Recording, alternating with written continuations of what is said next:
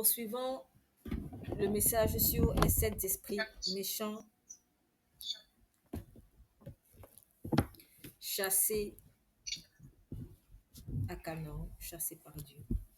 Deutéronome 7, je relis, qui est le passage sur lequel on s'appuie le plus tout au long de cette série.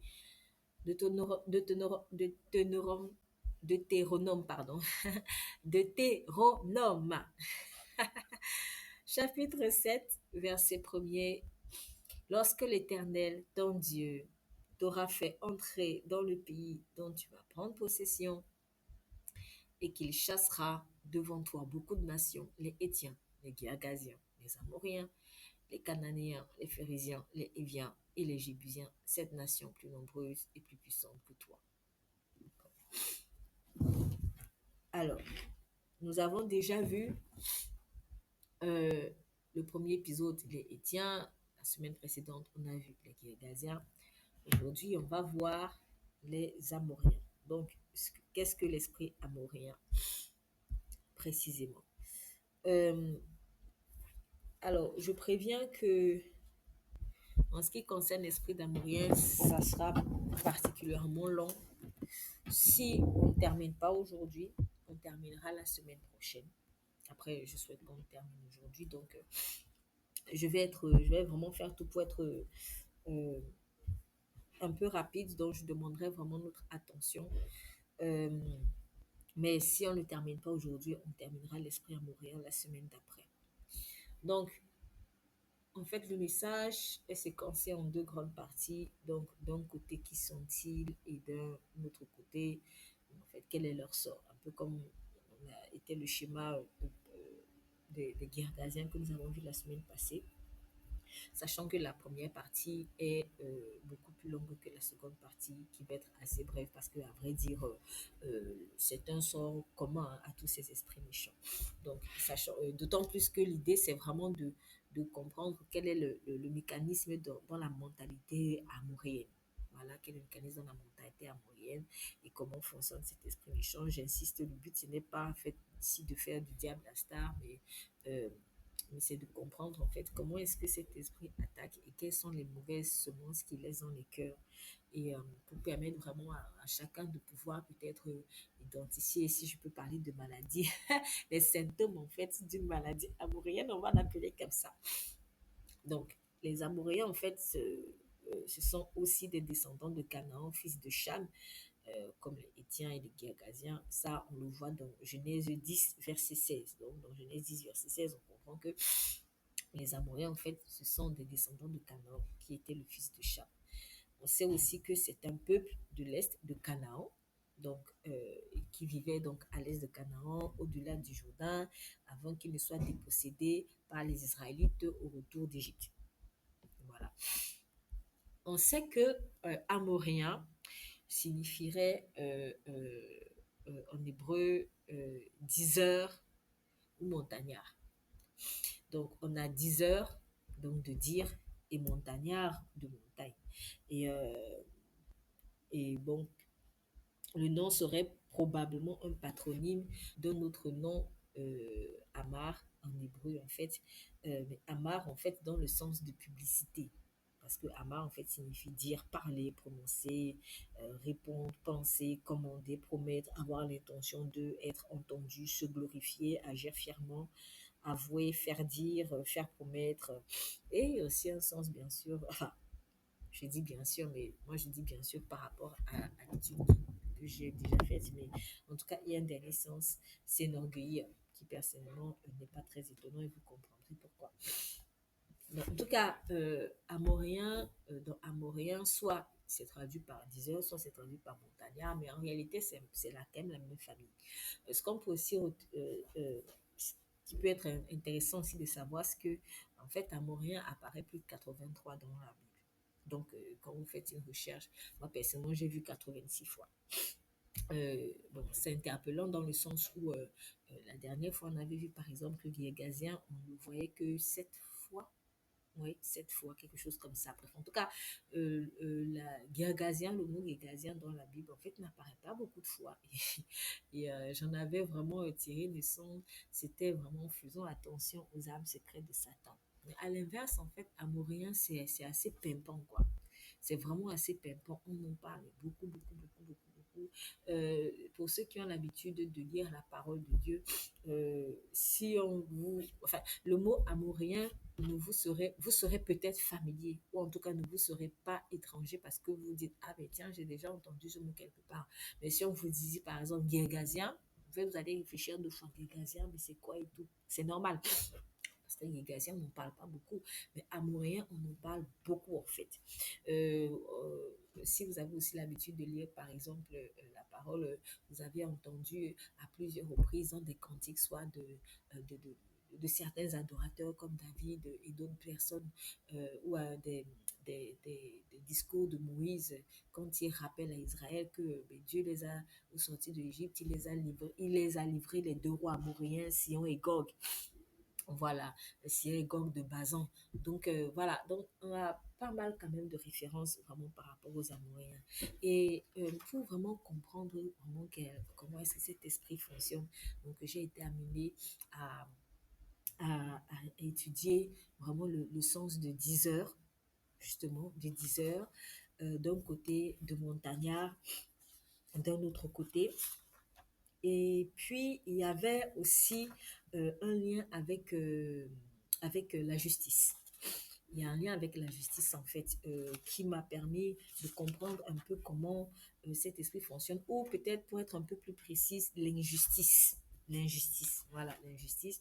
Et bon, c'est plutôt pas mal aussi que ce soit même abordé comme ça parce que pour ce qui est du lien avec la justice ou l'injustice avec l'esprit amoréen, je pense que le message que nous avons fait sur Dieu est un Dieu de justice venait à point nommé parce qu'il va permettre de comprendre un peu mieux comment est-ce que cet esprit amourien fonctionne avec l'injustice. Donc, il y aura vraiment dans la grande partie qui sont les amouriens, trois sous-parties, si on peut dire ça comme ça. Donc, d'un côté, en fait, les diseurs, d'un autre côté, les montagnards et d'un autre côté, euh, l'injustice. Donc, premièrement, les diseurs. Donc, qui sont les amouriens? Ce sont des diseurs, si j'ai envie de faire un résumé. Ce sont des diseurs. Donc, un diseur, c'est quoi? Donc, un diseur, c'est tout simplement une personne qui dit habituellement les choses. Allez regarder dans n'importe quel dictionnaire, c'est pas très compliqué. Pardon. Un diseur, c'est quelqu'un qui dit. Il parle, il parle, il parle. Et dans cette acception, le mot, en fait, diseur, là, ne se rencontre que dans un certain nombre de locutions tout fait déjà. Donc, vous n'allez jamais entendre, ah, c'est un diseur comme ça. Non, en fait, vous allez généralement entendre un diseur de, une diseuse de. Par exemple, un diseur de bons mots, un diseur de bonne aventure. Voilà, par exemple, une expression qu'on connaît beaucoup, diseur de bonne aventure.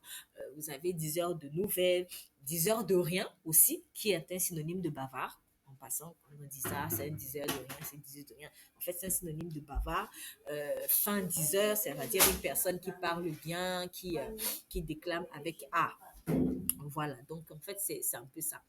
Euh, j'ai vu quelque part, alors je ne dis pas parce que c'est pas moi seul, hein, c'est pas moi seul, mais c'était vraiment plus dans un article d'un homme, d'une femme de Dieu, en fait, où et la personne disait l'esprit amourien aime la publicité.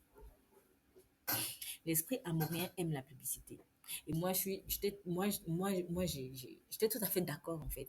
Tout à fait d'accord. Et c'est logique quelque part parce que quand on a dit tout à l'heure que amourien, donc en hébreu qui signifie diseur montagnard, en fait est probablement un patronyme dérivé de Amar, dire parler, mais en fait Amar dans le sens de publicité. Vous pourrez aller chercher la définition sur n'importe quelle plateforme en fait où vous aurez les définitions en fait de Amar en hébreu. C'est précisé dans le sens de publicité.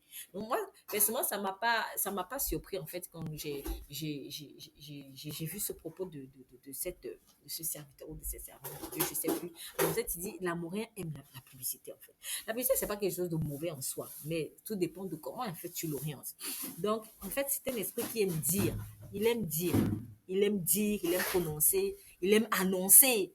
Voilà. Mais aussi, il aime entendre son nom être annoncé. Il aime entendre son nom être prononcé. Il aime entendre son nom être révéré par les autres. Et c'est encore très, très logique parce que quand vous voyez la définition de Amar, par exemple, d'un côté, on a dire, parler, prononcer, répondre, penser, commander, promettre, avoir l'intention de. Et d'un autre côté, on a être entendu. Donc déjà, c'est toi qui parles d'un côté. Et même d'un autre côté, tu aimes qu'on parle de toi.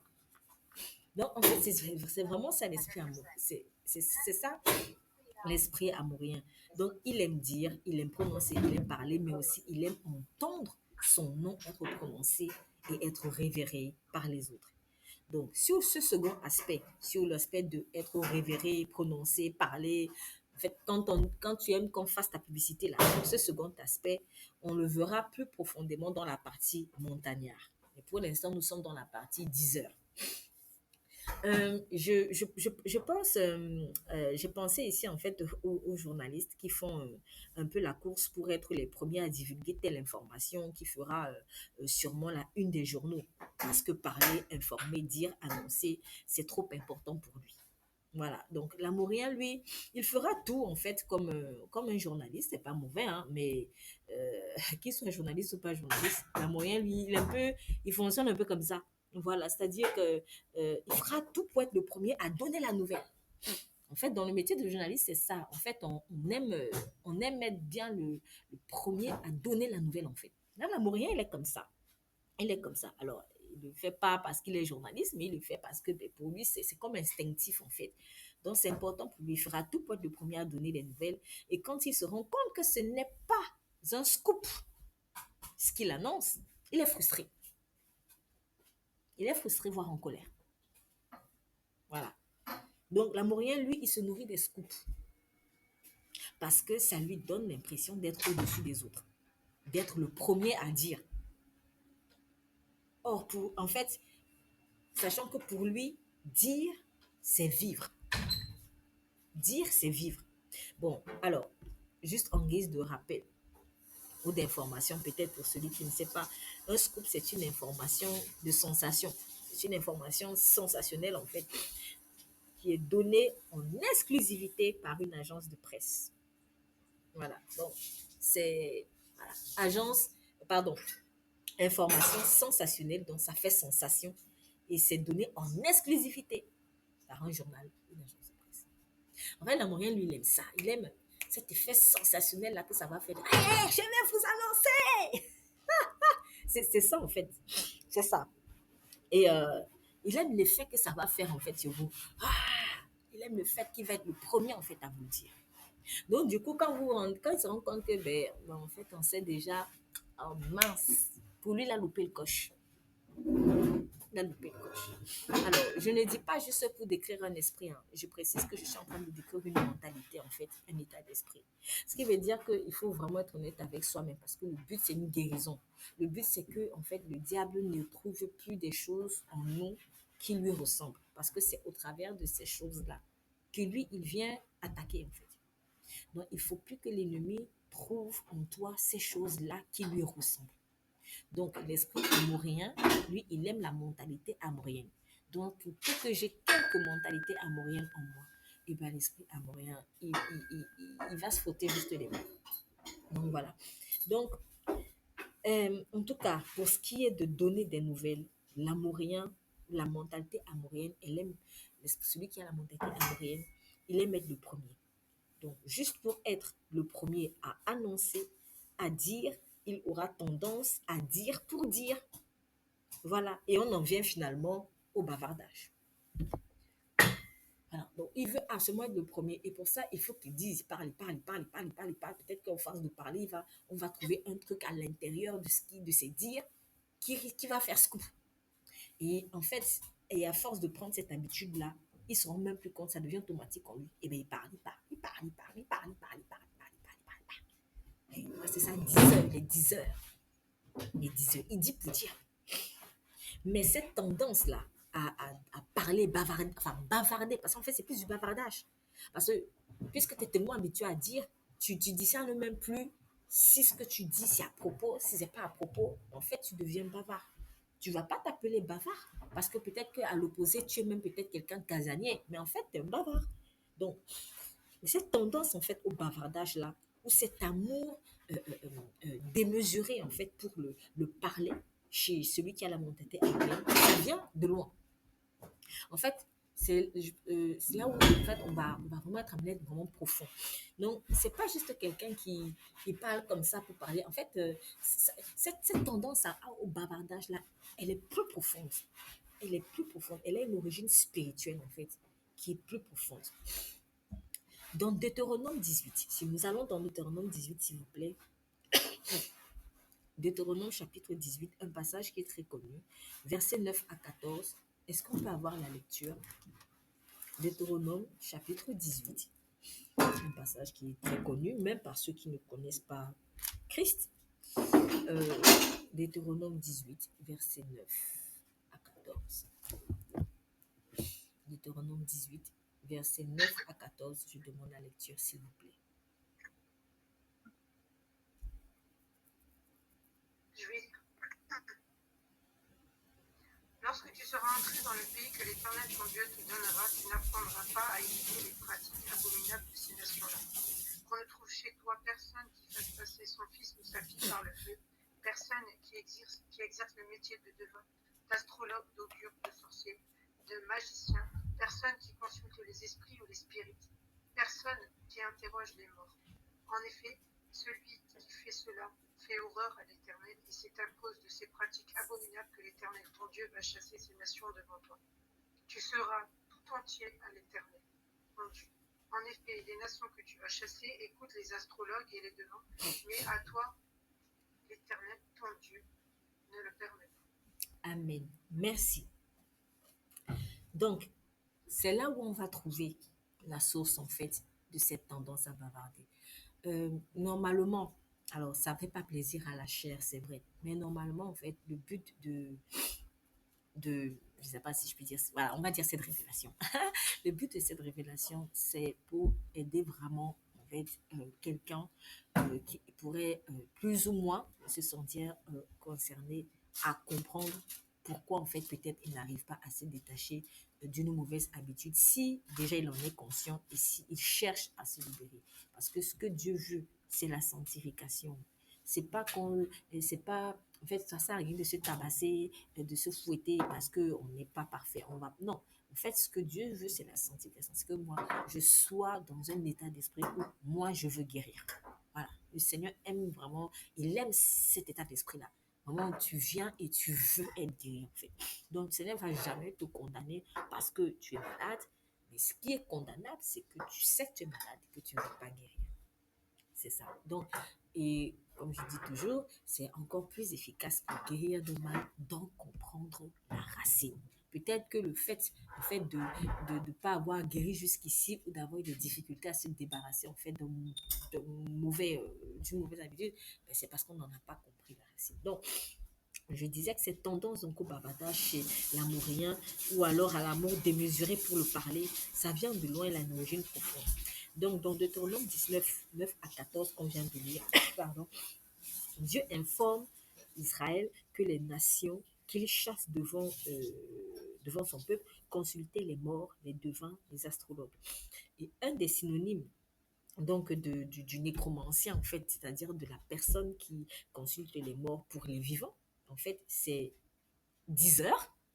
Tiens, oui, c'est pas ça, c'est 10 heures, mais bon, il y a devin, il y a 10 heures, mais il y a petit, P-Y-T-H-I-E.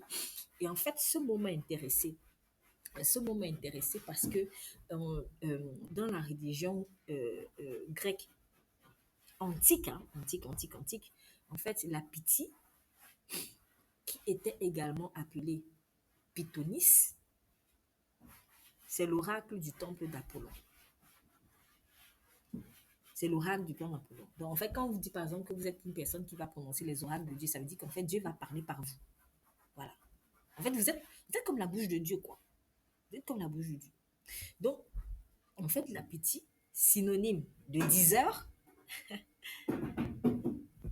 c'est un des synonymes, en fait, c'est l'oracle du temple d'Apollon à Delphes.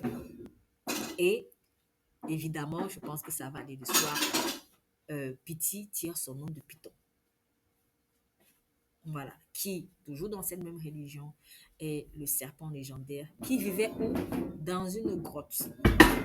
Dans une grotte, à l'emplacement même du site actuel du sanctuaire. Et apparemment, ce serpent-là terrorisait les habitants de la région autour d'un mont qu'on appelait le Parnasse. Le mont Parnasse. Ah, c'est qu'on a repris en France ici. En fait, ça vient de Grèce. Bon, après, selon la légende, avant d'être tué par Apollon. Bon. De là, de là, de là, je vois même une fois de plus le lien avec la montagne que j'aborderai encore plus tard. En fait, plus en fait, en étudiant vraiment ce truc de 10 heures là, plus je voyais le lien avec la montagne. Mais ça, on va voir plus tard. Euh, alors, on va un tout petit peu s'intéresser à la petite, c'est-à-dire ce synonyme de 10 heures là. Euh, euh, euh, de diseuse, puisqu'ici c'est au féminin. En fait, la petite, elle devait donner des oracles. Elle devait donner des oracles. Donc, qui sont des réponses d'oracles. Je dis, en fait, bon, je ne l'ai pas dit comme ça, mais moi, j'ai dit parler d'oracle dans le sens vraiment du Dieu vivant. Mais en tout cas, euh, euh, ordinairement, l'oracle, c'est une réponse donnée par un Dieu à une question personnelle qui concerne l'avenir. Voilà, c'est ça l'oracle. Donc, c'était son rôle. Elle devait donner des oracles. Et dans la religion grecque, on dit qu'en fait, on la choisissait comment? En fait, on voulait que ce soit une femme, déjà, qu'elle soit née, en guillemets, légitimement. Donc, j'imagine peut-être en apparence dans un mariage, tout ça, foyer en apparence bien, voilà, classique qu'on connaît. Et elle devait être élevée simplement, ce qui devait se voir dans ses habits. Alors, quand je dis simplement, en fait, je veux dire assez sobrement, assez sobrement. Elle devait être vierge et elle devait vivre dans la chasteté et la solitude. Elle devait être seule en tant que, entre guillemets, épouse du Dieu. Moi, je l'appelais le Dieu serpent, en fait, parce que tout ça, c'est démoniaque. Euh, et on préférait aussi qu'elle soit issue d'une famille pauvre, où elle eût vécu dans une ignorance de toutes choses. Et c'est là où je vais insister, pourvu qu'elle sût parler et répéter ce que le Dieu lui énonçait. Vous-même, vous pouvez aller vérifier ça. Hein. Vous pouvez aller vérifier ça. Si vous cherchez Piti, vous trouverez facilement. Euh, J'insiste sur cette partie de pourvu qu'elle sût parler et répéter ce que le Dieu lui énonçait.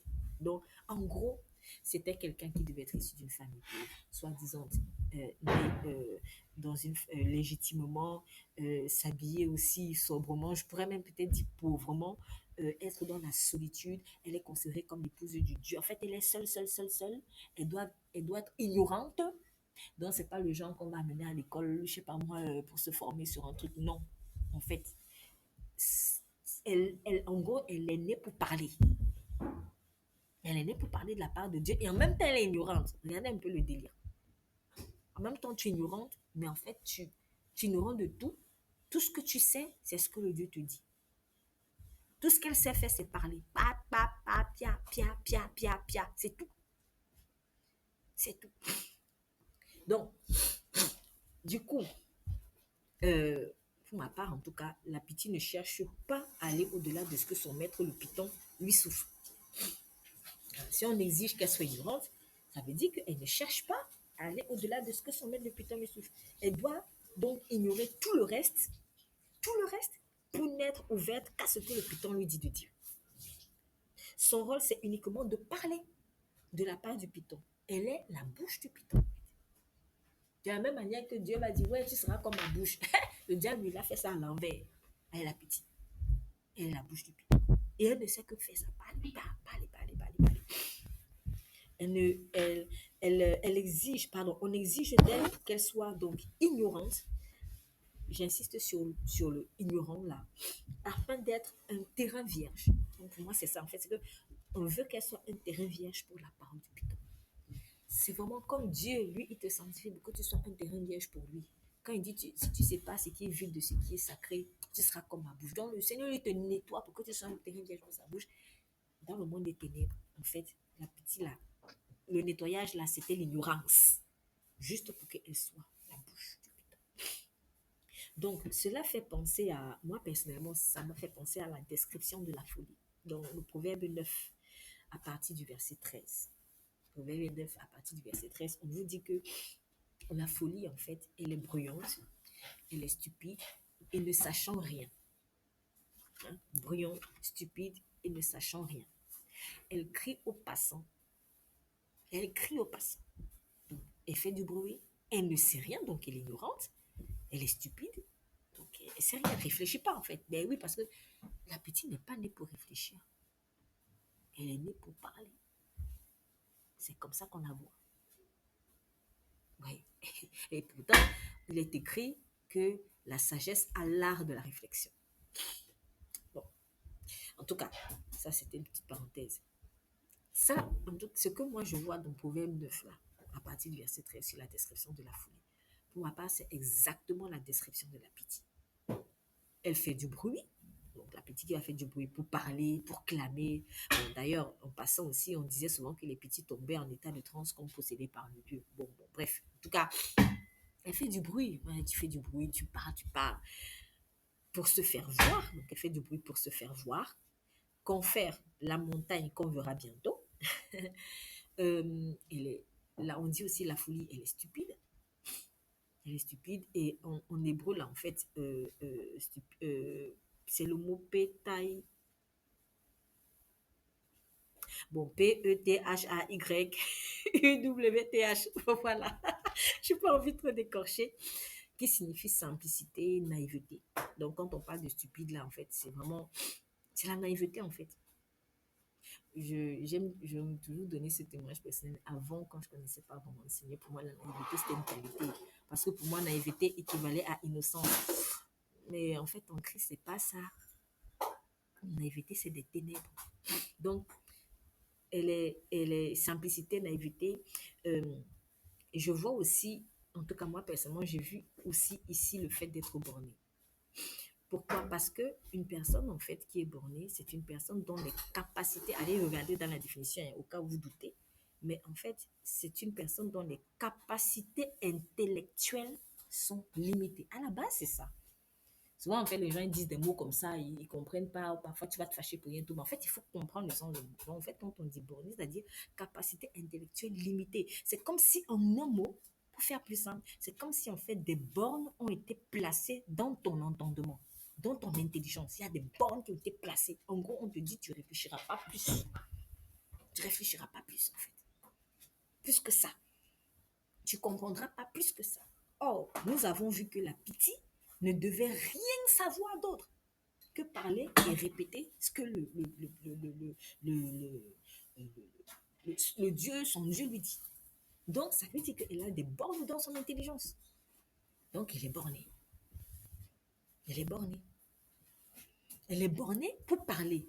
Aïe, ça veut dire qu'en fait, quelqu'un de borné parle beaucoup. Voilà. J'en fais pas une loi, mais soyez pas étonnés. Quelqu'un de borné parle beaucoup parce qu'en fait, parce que c'est borné. C'est comme s'il n'y a que, je ne sais pas, au lieu d'avoir plusieurs sorties, il y a une seule sortie et c'est donc borné. Et puis, ça coule seulement là-bas. Quand il y a quand même plusieurs sorties, il y a un équilibre là. Mais quand c'est juste une seule façon de voir, voilà, c'est bizarre. Oui. Alors, je ne demande pas de s'ouvrir d'ouvrir notre intelligence à tout et n'importe quoi. Mais nous servons quand même un Dieu tellement grand et illimité, dont la sagesse est si grande. Et on croit souvent savoir, mais on ne sait pas vraiment. Alors, je ne veux pas non plus faire l'éloge d'un autre extrême. Peut-être, si le Seigneur le permet, un jour on en parlera un peu plus en détail de personnes qui sont bornées, mais dans un sens extrême, dans le sens où en fait, ils sont toujours en train de dire ouais, mais on ne sait pas, mais on ne sait pas, mais on ne sait pas, alors que Dieu est un Dieu de certitude. Bon, Ça, c'est un autre extrême. Parce que l'ennemi, c'est lui qui a intérêt à ce que jamais ta réflexion n'aboutisse quelque part. Hein. Notre réflexion, en tout cas pour un chrétien véritable, il aboutit quelque part. Parce que Dieu, c'est un Dieu de vérité. Dans le monde, on nous apprend par exemple que on va toujours être en recherche permanente de la vérité, qu'on ne trouvera jamais la vérité et tout ça là. Et du coup, ça porte quoi comme fruit? Ça porte comme fruit des débats interminables. Mais Dieu n'est pas dans des débats interminables. Dieu, il y a une réflexion qui aboutit quelque part. Si on n'aboutit pas quelque part, sache que ce n'est pas Dieu là-bas. C'est le serpent qui te fait tourner en rond. Voilà, donc il y a aussi cet équilibre à avoir. Donc, les gens qui disent toujours que ouais, mais on ne sait pas, on ne sait pas. On ne sait pas pourquoi. Si tu ne sais pas, c'est que tu n'as pas cherché Dieu. Parce qu'il est écrit, ceux qui cherchent Dieu comprennent tout. Donc, avec Dieu, il y a une réponse claire. S'il n'y a pas de réponse claire, sache que ce n'est pas Dieu. On pas en train de parler, je ne sais pas avec qui, ou tu réfléchis, je ne sais pas avec qui, quel esprit, mais en tout cas, ce n'est pas le Saint-Esprit. Il a dit, il vous conduira dans toute la vérité. Donc, la vérité veut dire qu'on a atterri quelque part. Dans cette tendance, on va dire, bah, je ne sais pas, je ne sais pas, je ne sais pas. Jamais tu sais rien. Non, non, non, il y a un problème. Il y a un problème. Donc, en tout cas, voilà, c'est un autre extrême dans lequel je voulais tomber. Mais, pardon, que je voulais évoquer. On ne doit se détourner ni à gauche ni à droite. Bon, en tout cas, vraiment, en tout cas, l'esprit borné, c'est un esprit, il ne voit que, voilà, il n'a qu'un seul aspect. Alors qu'on dit que la sagesse a bâti ses 7 colonnes. 7 colonnes, 7, 1, 2, 3, 4, 7 facettes. Mais l'esprit borné, c'est une facette, une facette. Et c'est comme ça que, même dans la parole, il interprète les choses. Oui, mais Dieu a dit comme ça. En fait, en fait, quand tu as le Saint-Esprit, voici par exemple, ça c'est l'épée. Quand tu combats, quand tu combats un ennemi, l'épée, tu la tournes à gauche, tu la tournes à droite, tu la tournes en haut, tu la tournes en bas. Voilà, c'est pas juste que tu fais tchouk, tchouk, tchouk. Tu fais pas juste un mouvement. Si tu fais comme ça, juste un mouvement, tchouk, tchouk, mais qu'est-ce que va faire ton ennemi? Non seulement il va rigoler, mais en plus il va dire, bon tiens, je vois qu'elle, elle a un seul mouvement et tire tout droit. Ok, moi je vais couper son pied. Parce qu'elle ne sait pas, elle ne sait pas manier l'épée en bas. Elle manie seulement les pieds, pardon, l'épée droit. Donc, je vais frapper au pied parce qu'elle ne sait pas baisser l'épée. C'est ça l'esprit borné. Toi, tu vois seulement un truc, tchouk, tchouk, tchouk, tout droit comme ça là. Mais il faut aller à droite, à gauche, en haut, en bas. C'est ça un guerrier. Un guerrier, il sait manier l'épée. Et c'est ça le Saint-Esprit. Quand tu utilises la parole avec le Saint-Esprit, tu manies. On ne peut pas te contrôler. On ne peut pas te contrôler. Mais quand tu es borné, tu vas tchouk, tchouk, tchouk, juste comme ça. Juste une façon de voir, juste une façon de voir. Non, non, non, non, non. C'est pas comme ça. Donc, toute parole de Dieu doit être utilisée par la révélation du Saint-Esprit pour un moment donné, dans un contexte particulier. C'est comme ça. Un jour, le Seigneur va te dire, mange la patate. Mardi, il va te dire, mange le macabo. Mercredi, il va te dire, mange, je ne sais pas moi. Ce n'est pas que lundi, patate, mardi, patate, mercredi, patate. Et on devient des religieux. Et après, le diable ne fait de nous qu'une bouchée. Ouais. En tout cas, moi, quand je prie, j'aime être dans cette position. C'est bien. Mais si toi, tu n'as qu'une seule position jusqu'à la gare, eh bien, un jour, l'ennemi va t'avoir en utilisant d'autres. Enfin, je sais pas, puisqu'il t'aura déjà maîtrisé, il dit à celui-là, lui qui a pris, c'est seulement telle position. C'est comme ça qu'il va venir t'attaquer. Moi, quand tu me parles, ce sont que les rêves. Un jour, le diable va venir te donner un mauvais rêve. Et tu vas dire non, c'est Dieu, parce que quand tu me parles, c'est que les rêves. Donc, pas Dieu, c'est que les rêves. Où est la parole? Où est le témoignage intérieur? Où sont les conseils des autres? Où est l'enseignement? Où est la prédication? Où est la communion fraternelle? Donc, pour toi, Dieu n'a qu'une voie de communication. Esprit borné. Vous voyez? Donc, esprit borné, c'est juste, il n'y a pas de mouvement du Saint-Esprit. Jésus-Christ a dit, l'Esprit de Dieu, il a dit à Nicodème dans Jean 3, il a dit, l'Esprit de Dieu, on ne sait nous, ni d'où il vient, ni où il va. On ne sait pas. Tu ne peux pas le contrôler. Et on dit quoi aussi de l'homme spirituel, qui est aussi l'homme mature? On dit qu'il juge de tout, mais lui-même n'est jugé par personne. Tu ne peux pas juger un homme mature. Tu ne peux pas juger un homme spirituel. Mais l'homme charnel, on le sonde facilement. Pourquoi? Parce qu'il est borné. Un sens. Il sait manier l'épée que dans un sens, ou bon, dans deux sens peut-être, c'est main à gauche, à droite comme ça. Lui, c'est ça son mouvement dans la guerre. Oui, c'est ridicule. Bon, je dis des choses que moi aussi j'ai faites dans ma marche avec Christ. Hein. C'est pas juste pour dire, mais en fait, je parle aussi par expérience. Hein, toi, tu manies seulement l'épée comme ça. Donc, quand le diable va te voir, il va dire, mais regarde-moi celui-là. Bon, je vais lui donner un coup sur la tête, poum, c'est fini. Parce qu'il ne sait pas mettre l'épée à la tête aussi. C'est ça, esprit borné. Et c'est comme ça qu'on veut que les petits soient. En tout cas, dans les ténèbres, c'est comme ça qu'on veut que les petits soient. Donc, je, là, je prenais le temps vraiment pour expliquer ce que c'est que être borné. Donc, en fait, nous avons vu que la petite ne devait rien savoir d'autre que parler et répéter ce que lui dit le Dieu. En un mot, l'intelligence donc de la petite est limitée parce qu'elle a été comme anesthésiée. C'est comme si son intelligence était anesthésiée en fait. Elle n'a pas été utilisée vraiment, elle n'a pas été exploitée. Donc elle était comme anesthésiée pour ne se consacrer qu'à la répétition de ce que le python lui communique. C'est pourquoi on dit de la folie dont la pitié en fait partie, qu'elle ne sait rien. Proverbe 9, verset 13. Quand Dieu dit elle ne sait rien, franchement, il comprend pourquoi en fait il disait ça. Elle ne sait vraiment rien en fait. Elle doit apprendre. Et elle doit surtout vouloir apprendre. En fait, pour la pitié, l'intelligence, c'est le verbe.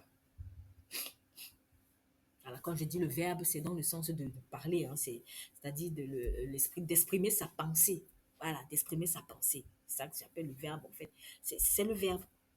Donc, oralement, par exemple, en tout cas au moyen du langage. Pour elle, c'est être intelligent. Celui qui est intelligent, c'est celui qui parle. C'est ça son intelligence. Pour elle, elle est intelligente quand elle parle. Elle se sent intelligente quand elle a exprimé ce qu'elle a dit, surtout en parlant.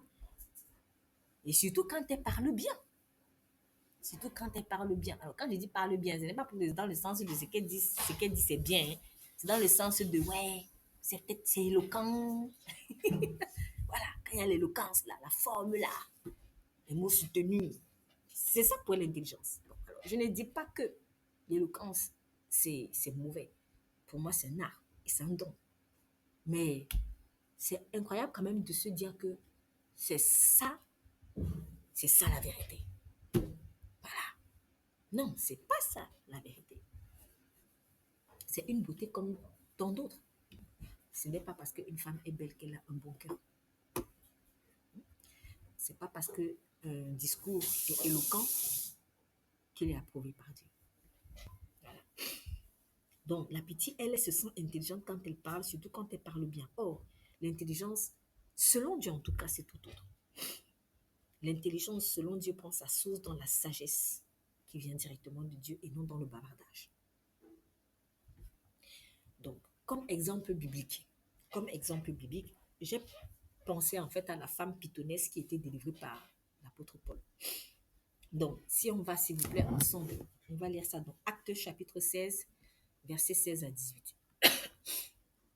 Actes chapitre 16, versets 16 à 18. Donc, ça, c'est Actes 16, versets 16 à 18. Acte 16, verset 16 à 18. La première personne qui trouve, s'il vous plaît, qu'elle puisse lire et qu'on avance. Acte 16, verset 16 à 18. Alors que nous nous rendions au lieu de prière, une jeune esclave qui avait un esprit de divination est venue à notre rencontre. Ses prédictions procuraient un grand profit à ses maîtres. Elle s'est mise à nous suivre, Paul et nous, en criant. Ces hommes sont les serviteurs du Dieu très haut, et ils nous annoncent le chemin du salut. Elle a fait cela pendant plusieurs jours. Paul, agacé, s'est retourné et a dit à l'esprit, je t'ordonne au nom de Jésus-Christ de sortir. Il est sorti au même endroit. Amen. Merci. Alors, selon les versions, vous allez voir esprit de divination, mais dans d'autres versions, vous allez voir esprit de python. Par exemple, dans la version seconde 1910, c'est esprit de python. Voilà. Après, c'est les mêmes familles, hein. Synonyme devin, piti. Donc, parce que devin et piti, en fait, ce sont des synonymes. Donc, c'est pas étonnant, en fait, que dans d'autres versions, un peu peut-être plus récentes, on traduit par esprit de divination. Voilà. Donc, cette femme, regardez comment elle fonctionnait. Elle faisait quoi? Elle criait. Elle criait. Elle criait, hein, comme la folie. On dit que la folie crie dans les rues. Donc, la femme pythonesse, elle criait derrière Paul et Silas. À quelle fréquence? Forcément tout le temps. Pendant plusieurs jours. Waouh! Sans se fatiguer. Personnellement, moi, je crois que ce n'est pas humain. Parce qu'un humain normal ne peut pas crier pendant plusieurs jours. C'est pas possible.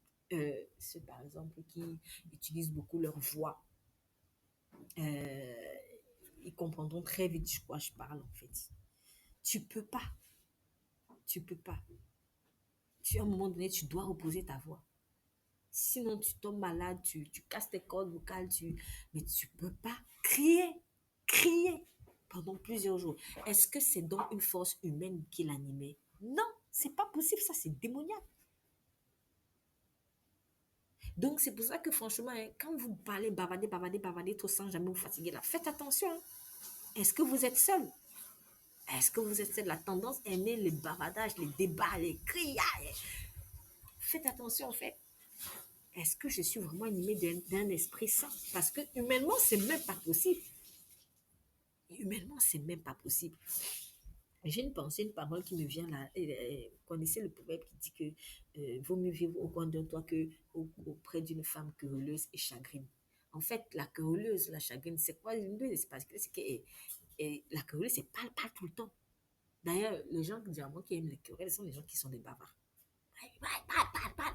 Et généralement, même, il en vient à la querelle parce qu'à un moment donné, il n'arrive plus. Il faut qu'il bavarde, il faut qu'il parle. Il faut qu'il parle. Donc, il parle. Alors, tous les bavards sont peut-être pas querelleurs, j'en sais rien, mais en tout cas, à un moment donné, tu es bavard, la querelle va sortir parce que quand tu n'auras pas moyen d'assouvir ton instinct de bavardage, tu vas créer un problème, un faux problème, ou à la moindre occasion, tu vas, tu vas saisir pour faire des querelles, en fait. Mais quelqu'un qui aime les querelles, là, on ne peut pas rester à côté de lui. C'est pas humain. C'est pas humain. On n'a pas été créé comme ça. De la même manière que la machine à café est programmée pour faire du café, nous, on n'est pas programmé pour du bavardage, pour des criailleries. Et comment quelqu'un peut crier pendant plusieurs jours? Ça, c'est pas humain, c'est pas possible. Non? Pendant plusieurs jours, non-stop. Au point où même Paul, je peux me permettre le grand Paul, il fut fatigué. Et oui, ça fatigue de parler tout le temps, ça fatigue, même si c'est pas un mot criaré, mais bavader, ça fatigue. Si ça fatigue pas la personne, sache que ça fatigue les gens. Ça fatigue les gens, parce que la parole, c'est un poids. Donc quand tu es toujours, ça fatigue. Même le grand Paul était fatigué. Et il a fait quoi? Ben, il a dit chasser le démon, dont la femme était possédée. Donc, on a lu ensemble, là. C'était donc le bavardage de cette femme qui avait épuisé l'homme de Dieu. C'était le bavardage de cette femme. Et en plus, on ne lui avait rien demandé. Hein. On ne lui avait rien demandé à cette dame. Il n'avait pas besoin de publicité. Ah, tiens. Ça, c'était pas prévu, mais ça tombe bien. Elle faisait quoi? Elle faisait leur publicité. Qui lui a demandé d'aller faire la publicité? Mais c'est ça, la moyenne, lui, c'est ça. Il aime la pub, il aime la pub. Elle venait faire, en fait, elle parlait là, on dirait qu'elle venait annoncer un scoop. Hey, je vous annonce, voilà des hommes de Dieu. Voilà, il faut que je vous annonce le scoop. Amour de la publicité. C'est pas ça. Hein. Il ne faut pas faire publicité quand Dieu ne t'a pas envoyé. Mais comme c'était quelque chose qui est en elle, hein, il faut faire absolument la pub. Et bien, elle sans même leur permission, elle venait faire la publicité. Bon, en soi, tu vas dire, c'est pas mauvais de dire que ce sont des hommes de Dieu. Mais c'est pas une question de que c'est bon ou c'est mauvais. C'est une question de qu'est-ce qui t'anime. C'est quoi la motivation derrière? C'est juste pour faire le scoop, ça sert à rien. Donc, c'était le bavardage de cette femme qui avait épuisé l'homme de Dieu. Et normal parce que son habitude était de dire et dire encore. Elle a été mal programmée. Mais pour ça, cette petite, parce que c'était une petite, du coup, en fait, elle était programmée pour parler. Parler. Lorsque nous sommes influencés par l'esprit amourien, nous parlons pour parler. Nous aimons exprimer, surtout par la bouche, ce que nous pensons, peu importe que ce soit approprié ou pas. Peu importe aussi l'impact que ça aura. Et c'est ce qui est dommage. Proverbe 18, verset 2. Proverbe 18, verset 2 dit ceci, je lis. Ce n'est pas à l'intelligence que l'insensé prend plaisir. Écoutez bien. Ce n'est pas à l'intelligence que l'insensé prend plaisir. C'est à la manifestation de ses pensées. Ce n'est pas à l'intelligence que l'insensé prend plaisir. Lui, il n'est pas là pour chercher à comprendre, surtout comme Dieu comprend. Ce qui l'intéresse, il faut que je dise ce que je pense. Non, non, attends, t'as parlé, donc il faut aussi maintenant que je parle. Il faut aussi maintenant que je parle. Et c'est obligé. Mais l'insensé, c'est ça. Son plaisir, c'est parler. Il faut aussi que je dise. On discute, non, on discute. Mais on n'est pas là-bas pour discuter. Toi, tu cherches quoi? Tu cherches la discussion. Ou tu cherches la vérité de Dieu. Et souvent, on a tellement bien habillé ça. Ouais, et on échange. Ouais, on échange. Mais non, pas. Parfois, c'est souillé, en fait. C'est pas au fond l'échange que tu cherches. Parfois, c'est juste la manifester tes pensées. Mais il faut pas le faire de façon, je sais pas, il faut pas le faire pour faire. Sinon, on le fait, pardonnez l'expression, mais bêtement. Ce qui doit vraiment nous intéresser, c'est est-ce que ce qui est dit, est-ce que ce que j'entends, ça vient de l'esprit de vérité? C'est tout ce qui doit t'intéresser. Si ça vient de l'esprit de vérité et que ce que tu voulais dire, ce que tu pensais là, ça s'oppose au propos de l'esprit de vérité, il faut te taire parce que ça sert à quoi que tu parles. Tu vas encore dire quoi en fait d'intéressant? Mais l'insensé, c'est pas ça, c'est pas son problème. Même si ce que tu dis est vrai, hein, il te dit non, bon, attends, mais quand même, je pense qu'il faut que tu saches quand même ceci. Il faut que tu saches. Il faut pourquoi? Parce que pourquoi il faut parler, parler, parler, parler. Et en fait, du coup, ben, tu te fermes à la vérité. Tu te fermes à la vérité. C'est ça l'amour réel.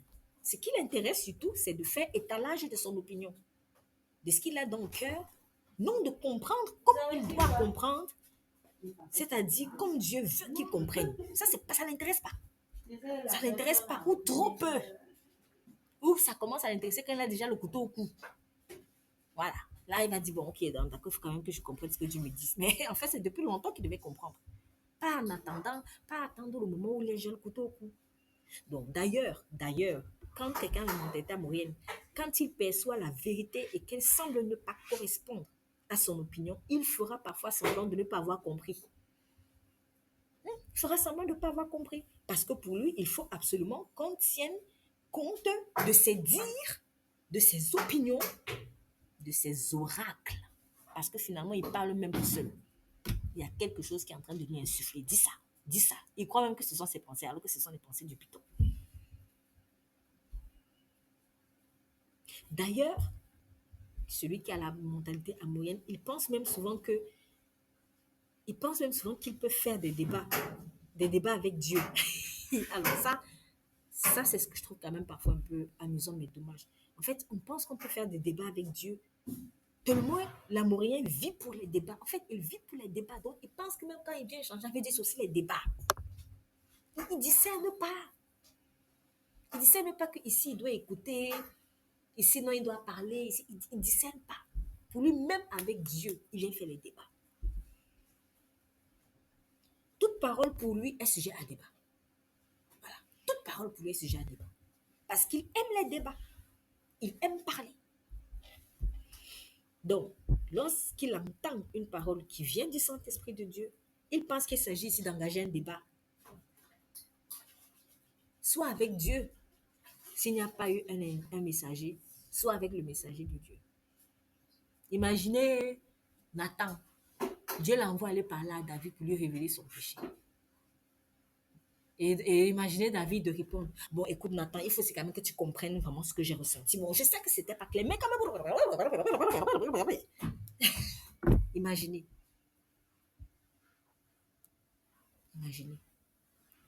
Nathan À ce moment-là, il n'était pas venu pour faire des discussions. Il était venu pour apporter un message. Je ne suis pas en train de vous dire que tout ce qu'on vous dit, soi-disant au nom de Dieu, on doit le prendre pour argent comptant.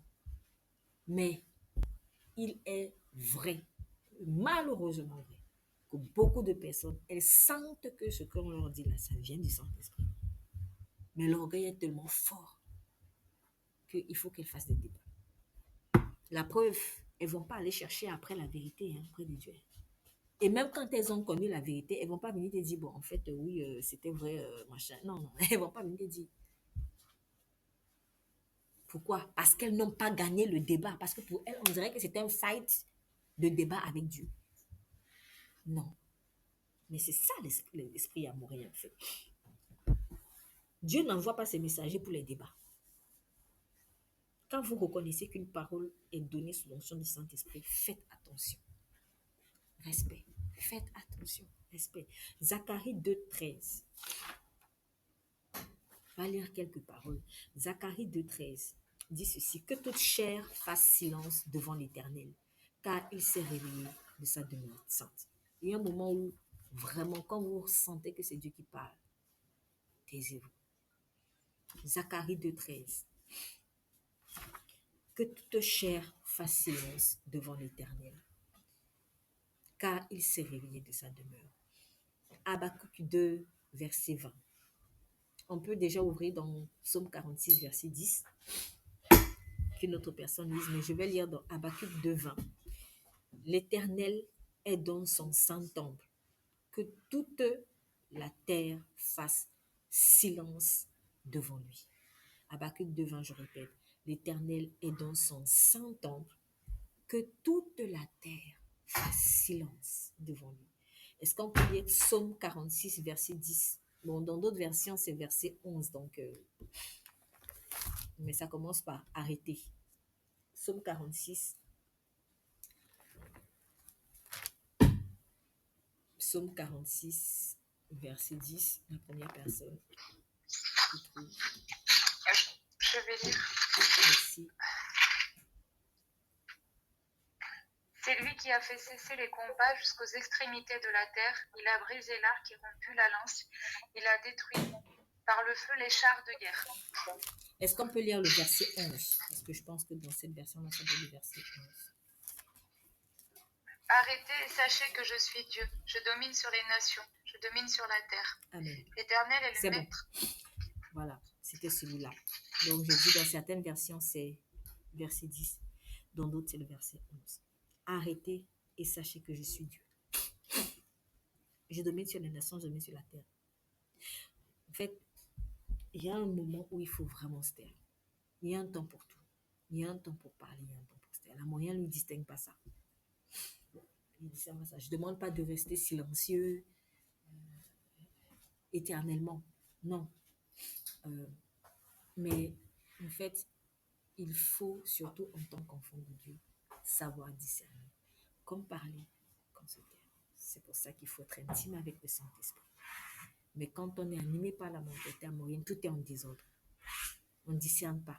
Parfois même quand il faut se taire, parfois même quand il faut parler, c'est là où on se tait. Ce qui est injuste, mais on verra ça après. Mais en fait, quand on est infecté par cette maladie amourienne-là, voilà, on a un peu trop tendance à parler quand il faut se taire. Et du coup, ça nous aide pas. Ça nous aide pas. Donc, Dieu, vraiment, à plusieurs reprises, il nous invite dans sa parole à nous arrêter, à faire chut, silence. Hein. Vous connaissez dans le livre d'Apocalypse, on nous dit que lorsque l'agneau a rompu le 7e sceau, il y a eu un silence pendant 30 minutes.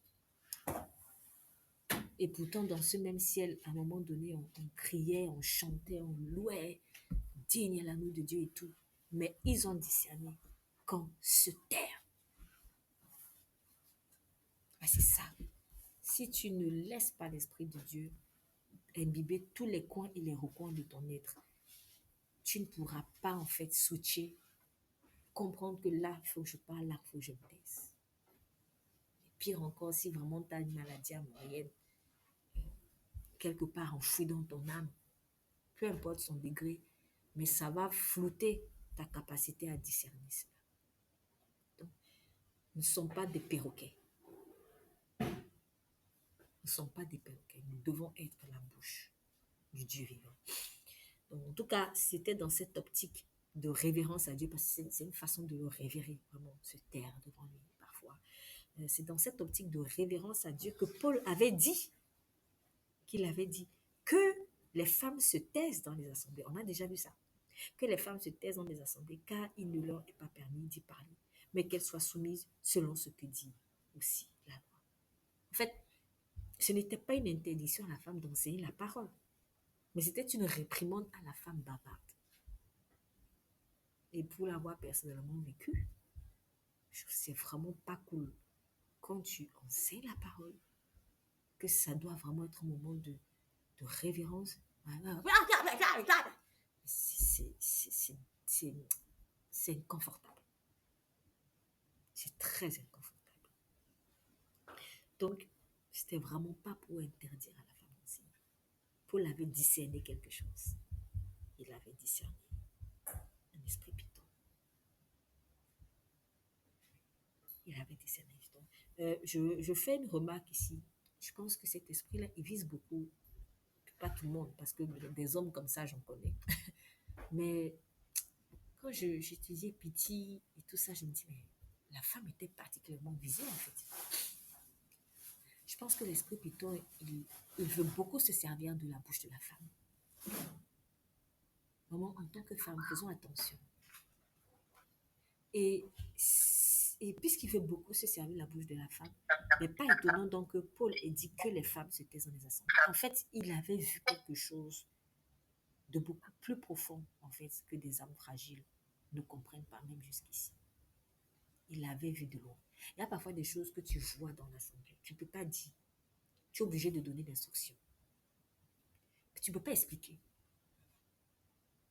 C'est vrai, ça peut être bizarre pour les gens, en fait, de se dire, mais pourquoi il dit ça, pourquoi il dit ça. Mais parfois, il y a des choses que tu vois, tu es obligé de dire, toi, fais ça et discute pas. Fais seulement. Fais seulement, discute pas. Parce que même le fait même qu'on t'explique là, ça peut même être encore dangereux pour toi. Surtout le fait qu'on t'explique ça en public.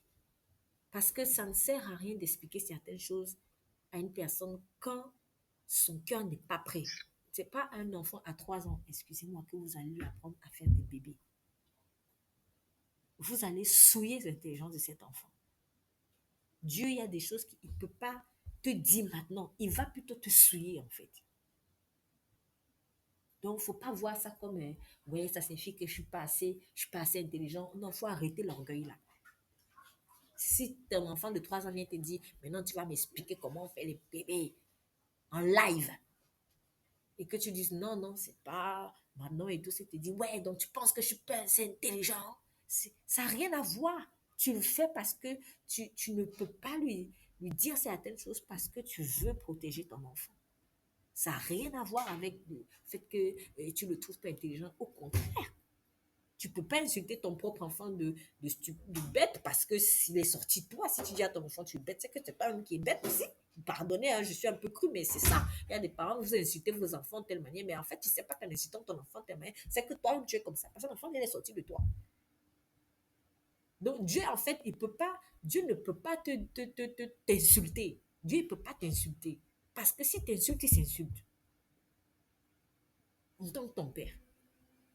Il t'insulte. Donc, s'il te dit ça, je ne peux pas t'expliquer maintenant, ou obéis seulement, fais. Fais. C'est pour ton bien. Vous voyez? Donc, en fait, Paul, il y a plein de choses qu'il disait, mais il ne pouvait pas expliquer toujours la profondeur. Il fallait juste écouter l'instruction. Et Pierre lui a rendu ce témoignage, puisqu'à un moment donné, il dit que notre frère Pierre a une grande sagesse que des hommes fragiles n'arrivent pas toujours à saisir, et même on déforme le sens. Il dit on déforme le sens. C'est pour ça que nous devons grandir, nous devons être des personnes matures et profondes avec Dieu pour comprendre certaines choses en fait dans la parole. En tout cas, personnellement, Paul ici ne voulait pas interdire à la femme. C'est rien à voir. Mais il avait vu quelque chose. Il avait vu quelque chose. Et je suis sûre qu'il est en lien avec la pitié. C'est pour ça qu'il a dit que les femmes se taisent. Il ne leur est pas permis d'y parler. Hein? Tu parles. Qui t'a donné l'autorisation? Donc, voilà. En tout cas, je dis, ce n'était pas une interdiction à la femme d'enseigner la parole de Dieu, mais c'était une réprimande à la femme bavarde, là où on devait faire silence devant le roi des rois. Voilà. Là où on devait faire silence devant le roi des rois, eh bien, il y en a qui... Pia. Non. Ne confondons pas le temple d'Apollon avec le temple de Dieu. Ne confondons pas le temple d'Apollon avec le temple de Dieu. Même au ciel, on respecte cela. Donc, je donné l'exemple de ces Apocalypse 8, verset 1. Quand on ouvrit le septième sceau, il eut dans le ciel un silence d'environ une deuxième heure. Donc, voilà, en première partie, qui sont les Amoréens? Voilà, ce sont des bavards, des diseurs. Que Dieu vraiment nous libère de cette tendance au bavardage. Parler pour parler. On doit être guéri de ça, c'est très important. Si Dieu touche du doigt ce problème et que tu résistes en fait, tu ouvres une porte. Et peut-être même que la porte est déjà ouverte à un esprit, peut-être que tu n'arrives même pas à sortir de là facilement, que ça dure parce qu'il y a déjà un démon qui est derrière et qui se nourrit en fait de cette mauvaise habitude, cette mauvaise tendance à bavarder. Voilà. Donc, qui sont les Amoréens? Ce sont aussi des montagnards. Alors, on a vu le mot Amoréen signifie aussi montagnard. Mais vous savez quoi, c'est pas farfelu. C'est pas farfelu parce que les Amoréens, ils habitaient effectivement la montagne. Si nous allons par exemple dans Nombre 13, verset 29, on dit les Amalécites habitent la partie sud du pays, les Hittites, les Jébusites et les Amorites, ou les Amoréens, la région montagneuse. Dans Juge 1,34, on dit les Amorites ou les Amoréens, selon vos versions, Amorites ou Amoréens. Les Amorites refoulèrent les descendants de Dan dans la région montagneuse. Ils ne les laissèrent pas descendre dans la plaine. Donc, vous savez, donc ça veut dire que les Danites, en fait, avaient voulu aussi conquérir le territoire des Amorites. Et c'était dans une région montagneuse. Mais les Amorites les ont refoulés. Donc, en tout cas, c'était leur demeure, la montagne. Pour ma part, la montagne n'était pas seulement leur lieu physique d'habitation. C'était pas seulement leur lieu physique d'habitation, mais c'était aussi, voire surtout, leur état d'esprit. Souvent, le lieu où tu habites peut indiquer ton état d'esprit. Et vraiment, ces personnes se voyaient même dans leur état d'esprit toujours comme dans une montagne ou sur une montagne. La mentalité amoréenne voit tout avec les lunettes d'une montagne, c'est-à-dire avec les lunettes de l'élévation. Voilà. Nous sommes des gens de la montagne. Nous sommes toujours au-dessus des autres.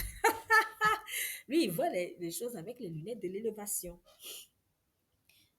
Devrait-on dire même élévation personnelle? Parce que l'élévation, c'est pas mauvais. Hein? Mais je dirais élévation personnelle ici, dans le sens d'orgueil. Si l'Amoréen ne se voit pas au-dessus des autres, il n'est pas à l'aise. Il n'est pas à l'aise. Il a besoin d'être élevé pour sentir qu'il existe. Voilà, il a besoin d'être élevé. Il a besoin d'être reconnu.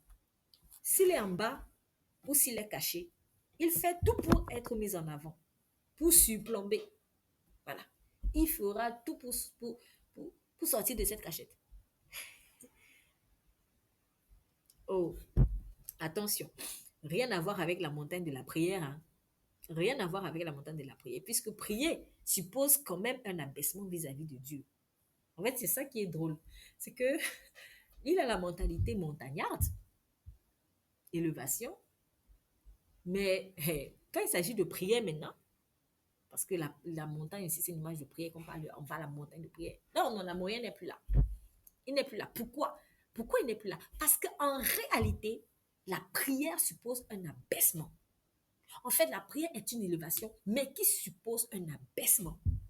Abaissement devant Dieu. Mais l'Amourien ne veut pas s'abaisser. Il ne veut pas s'abaisser devant quiconque.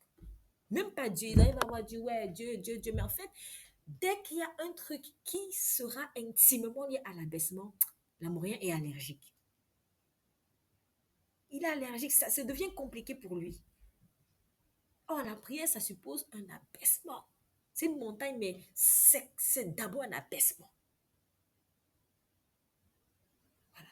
Donc, l'amourien, lui, il ne veut pas s'abaisser devant quiconque. Il veut être au sommet de la montagne, direct, comme Dieu. Il veut être Dieu à la place de Dieu, en fait. Faisons attention, entre parenthèses, faisons attention à toute tendance de l'odeur chronique par rapport à la prière. Lorsque votre esprit a des difficultés à avoir une vie de prière conséquente et que par contre, vous avez tendance à trop parler, y compris dans la présence de Dieu, cela peut être un symptôme de la présence d'un esprit amourien dans votre vie. Ça, c'est une parenthèse, mais je ne pouvais ne pas évoquer cela parce que ça a été pour moi une conséquence logique. En fait, j'ai mieux compris. Oui. Parfois, ouais, je sais pas, j'arrive pas. En fait, tu parles plus que tu pries. Dis-toi qu'il y a un truc. Il y a un truc de l'amour. Et surtout quand ça perdure. Okay, une fois en passant, d'accord. Mais quand ça perdure, comprends. C'est le problème de l'abaissement. C'est ça, en fait. En un mot, l'amourien n'aime pas la montagne de prière qui implique humilité, abaissement, soumission, persévérance. Mais il aime la montagne de l'élévation personnelle. Parce qu'avant d'arriver au bout de la montagne, parce que ce qu'on appelle montagne, c'est quoi? C'est tout cet édifice-là qui commence de bas en haut. Donc, tu as le bas de la montagne, tu as le milieu, tu as les flancs, et puis tu as le sommet.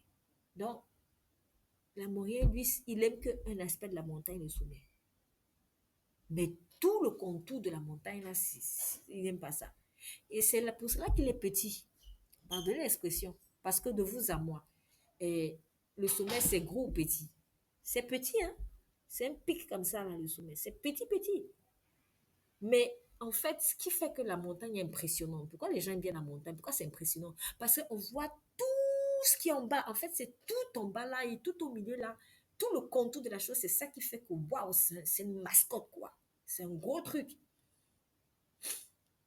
Donc, en fait, un homme ou une femme de prière, c'est quelqu'un qui va être costaud en réalité. Pourquoi? Parce que lui, il prend la montagne dans tous ses aspects. Mais la mentalité amourienne, elle va être petite. Pourquoi? Parce que tu n'as cherché que le pic. Petit, petit, petit, petit.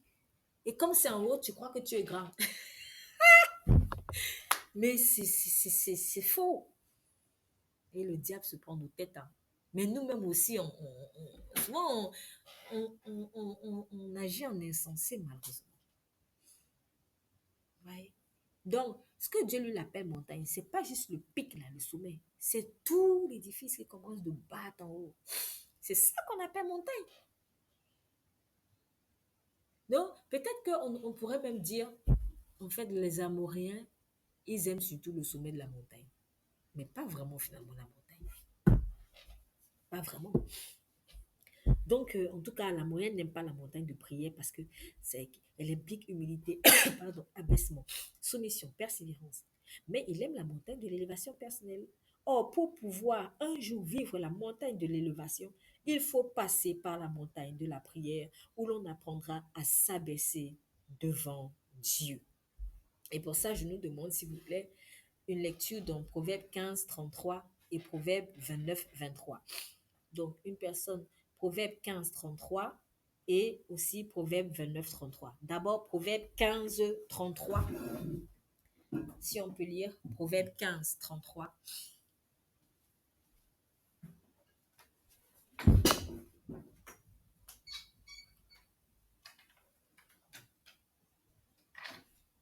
Proverbe chapitre 15, verset 33. Je vais lire. La crainte de l'Éternel enseigne la sagesse et l'humilité précède la gloire. Très bien. La crainte de l'Éternel enseigne la sagesse et l'humilité précède la gloire. Humilité, gloire. Proverbe 29, 23 maintenant. L'orgueil d'un homme le conduit à l'humiliation, mais celui qui est hors de l'esprit obtiendra la gloire. Amen. Alors, dans ma version, c'est l'abaisse. L'orgueil d'un homme l'abaisse, mais celui qui est âme d'esprit obtient la gloire. Bon, tout le monde connaît ça, mais je pense que faut bien en comprendre le sens. Voilà, il faut jamais oublier ça. Si tu veux le sommet, il faut commencer par le bas. Et le bas est souvent plus costaud que le sommet. Le bas est plus costaud que le sommet. Le bas est plus costaud à construire. C'est pour cela que ceux qui sont souvent en fait en bas là, ils ont tendance à être plus solides. Parce que c'est en bas que la montagne est large. En haut là, c'est qu'un pic. Après, c'est bien, mais c'est qu'un pic. Donc, si toi, tu es monté directement, tu es allé directement en haut, sans passer par le bas, en fait, tu vas pas faire long feu. Et du coup, bah, tu auras besoin de personnes qui, elles, sont allées en bas. Mais ça aussi, c'est la tricherie. Toi aussi, il faut payer le prix. Toi aussi, il faut payer le prix. Donc, c'est ça. L'enfant non, l'amourien, lui, il est à l'envers. Il est à l'envers parce il croit que la gloire, c'est aller directement comme ça. Non. L'humilité, d'abord, en bas, et puis gloire. Et au contraire, c'est quand tu vas directement au sommet, c'est là où tu vas être abaissé. Parce qu'un petit vent là, tu vas tomber de ce sommet puisque en fait, tu n'as pas de racines solides. C'est pour cela que la montagne de la prière est importante. Mais ça, on n'aime pas. Pourquoi? Parce que on est paresseux.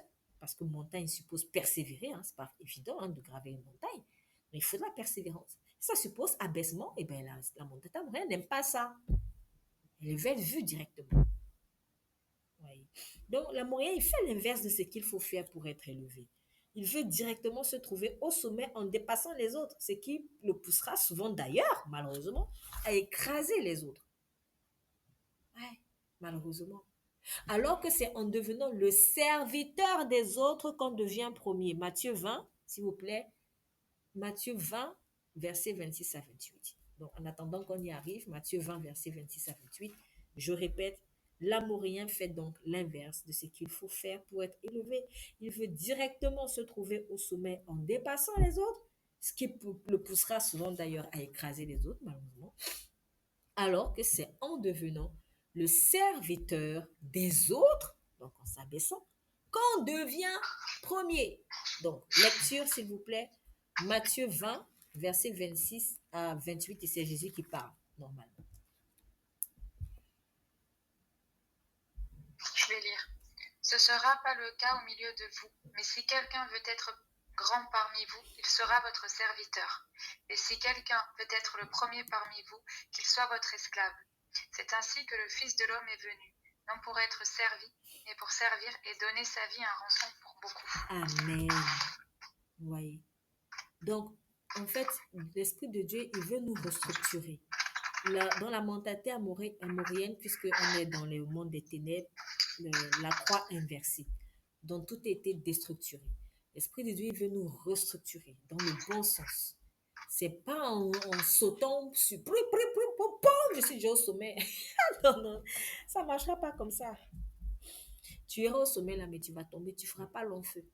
Et comme tu n'es pas solide, eh ben, tu auras tendance à t'accrocher en fait à l'homme qui lui est solide en fait. Et c'est comme ça que l'idolâtrie de l'homme rentre. C'est comme ça que l'idolâtrie de l'homme rentre. Donc, la solitude, elle va même te déranger. Et pourtant, la montagne a souvent aussi pour symbolique la solitude. Il y a un temps parfois, tu dois être seul avec le Seigneur. Mais dans la montagne amourienne, on est dérangé, on est dérangé par la solitude, la saine solitude, si je peux l'appeler comme ça, parce qu'il y a des solitudes malsaines. Mais on est dérangé par la saine solitude. On a toujours besoin de quelqu'un. Pourquoi? Ben parce qu'on on est fragile. Donc, mais quand tu as assis tes bases, tu es moins dérangé par la solitude. Tu es moins dérangé par la solitude. Ça ne dérangeait pas Moïse d'aller faire 40 jours à la montagne. Ça ne dérangeait pas Moïse. Mais regardez les Israélites que même Dieu n'avait même pas appelé à la montagne. C'est même pas eux qui faisaient ça. C'est pas eux qui payaient le prix du sans manger, sans boire à la montagne. Mais eux, ils étaient déjà dérangés par l'impatience. Moïse aurait pu aussi se dire depuis, ah ouais, bon, c'est un moment, ça fait trop, hein, j'ai même pas mangé depuis 40 jours, vraiment, il faut que... Moïse aurait pu dire ça, mais parce que ses bases étaient déjà assises. Pourquoi? Parce qu'il a payé le prix, il a travaillé ça, là, ça avait Dieu et tout. Donc, il aimait en fait déjà la montagne. Au début, ça va peut-être pas t'intéresser, mais plus, on dit aussi, l'appétit vient en mangeant. L'appétit vient en mangeant, en fait. Donc lui, ça ne le dérangeait pas d'être tout seul. Eux-mêmes qui étaient en bas et qui en plus étaient entre eux très nombreux, eux, ils étaient déjà dérangés par le fait que Moïse ne soit pas là. Pourquoi? Mais parce que pour eux, ils voulaient déjà vite arriver au sommet. Il faut qu'on arrive vite à Canaan. D'ailleurs, même pourquoi c'est à Dieu que Moïse que Dieu parle. Nous aussi, on va être des chefs. Parce que c'était ça. Tu veux vite aller au sommet. Et les bas sont fragiles. Un petit serpent vient vous attaquer, vous aussi, vous parlez de sa part. Vous commencez à vous plaindre, murmurer, mal parler, critiquer et tout. Et puis vous mourrez.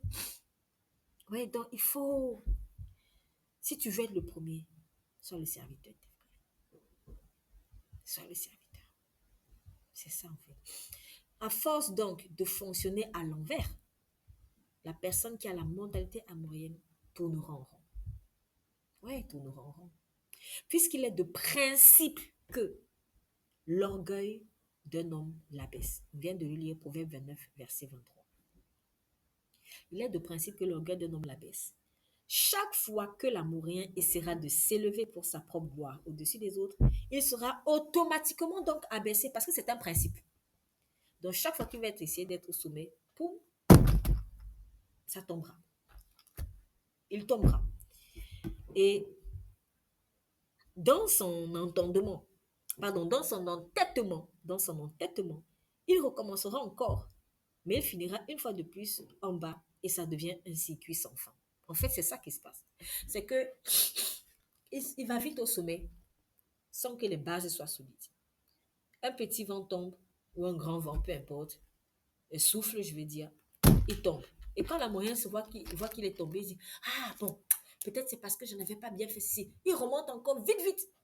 Et puis il retombe encore. En fait, il ne se rend même pas compte que c'est un principe. C'est un principe que l'orgueil d'un homme l'abaisse. Donc tu vas toujours tomber. Chaque fois que tu vas garder de l'orgueil, tu vas toujours tomber. Et comme il ne comprend pas ça, eh bien, il va encore recommencer. Il va recommencer. Et c'est comme ça que sa vie tournera. C'est comme ça que la vie tournera. Quand on est animé par un esprit amourien, on tourne en rond dans la vie en faisant parfois des montagnes russes. Ouais, tu vois, tu montes, tu descends incessamment. Tu montes, tu descends. Tu montes, tu descends. Il n'y a pas de stabilité intérieure en fait, ni même extérieure. Pourquoi? Parce que les bases ne sont pas solides. Voilà, tu n'as pas commencé par le bas de la montagne où les racines sont plus fortes. Il n'y a pas de stabilité intérieure, ni même extérieure, puisque la dernière procède de la première. Donc, en fait, la stabilité intérieure, c'est elle qui donne la stabilité extérieure. On ne cherche pas d'abord la stabilité extérieure. C'est d'abord la stabilité intérieure. C'est elle qui fera le reste. Et pourtant, l'amourien s'y accroche. Il s'accroche à ce style de vie instable, tant que cela lui donne l'impression de contrôler sa vie. En effet, en fait, c'est au sommet de la montagne que l'on peut avoir une vue panoramique des choses. Quand tu es au sommet, tu as une vue panoramique des choses. Et c'est cela que recherche l'amourien, en fait. Il veut tout voir depuis sa tour de contrôle. Il veut tout voir. Qu'est-ce qui se passe à gauche? Qu'est-ce qui se passe à droite? Qu'est-ce qui se passe devant? Qu'est-ce qui se passe derrière? Il veut tout voir. C'est ça qu'il lui cherche. Voilà, c'est pour ça qu'il cherche avec avidité le sommet. C'est pour cela qu'il veut régner. En fait, il veut régner parce qu'il veut tout contrôler. Donc, à ce propos, nous remarquerons d'ailleurs de nombreuses occurrences de l'expression roi amourien. Et ça, c'est aussi un homme de Dieu, une femme de Dieu qui m'a fait remarquer ça dans un de ses écrits. En fait, il ou elle, je ne sais plus, il a fait remarquer que l'expression roi amourien apparaissait beaucoup de fois. précisément 23 fois, on retrouve cette expression. Et 2 fois, on retrouve l'expression aussi roi des Amoréens. Donc, j'ai fait le calcul, hein, j'ai trouvé. C'est vrai. Ce qui fait un total de 25 fois sur les 86 fois où on a roi amorien dans la Bible. Et pourtant, si par exemple, vous regardez l'expression roi cananéen, roi éthien, c'est pas autant de fois. Par exemple, roi cananéen, on voit ça 3 fois. Roi éthien, 3 fois aussi. J'ai même pas vu roi jébusien. En tout cas, une fois seulement, on évoque les rois pour toutes les nations étiennes, cananéennes, amoriennes, phérésiennes, éviennes, jébusiennes confondues. Mais pour les Gigaziens, on n'évoque pas ça. Bon, moi, personnellement, ça ne m'a pas étonné. Ça ne m'a pas étonné qu'on n'évoque pas, il n'y ait pas eu d'expression roi Girgazien ou roi des Gigaziens. Pourquoi? Parce qu'on le rappelle, l'esprit Girgazien lui cherche toujours à frapper où? Au pied. Lui, c'est pas la tête qui l'intéresse. C'est pour dire qu'il faut négliger aucune partie de ton corps. Lui, il cherche à frapper les pieds. Lui, il cherche à frapper dans ce qui est discret, dans ce qui est insignifiant. Voilà. Lui, il ne cherche pas la tête. C'est la moyen qui cherche la tête. Donc, moi, ça ne m'a pas étonné. Ça ne m'a pas étonné, en fait, de ne pas voir roi guergazien, ou même de ne pas avoir vu le mot guergazien dans l'expression où roi a été associé à toutes les autres tribus ensemble. Mais guergazien, non. Guergazien, non, non. Vous voyez aussi, il y a aussi les gens comme ça. Ah ouais, non, moi je ne veux pas l'idée, hein. Moi, je ne veux pas être responsable. Non, je veux pas être, moi, je veux pas les directeurs. Moi, je veux pas, moi, je veux pas. Et si Dieu t'appelle, à prendre les commandes, tu fuis pourquoi? Esprit guérgasien. Non, moi, je veux pas être devant la scène. Moi, je veux pas.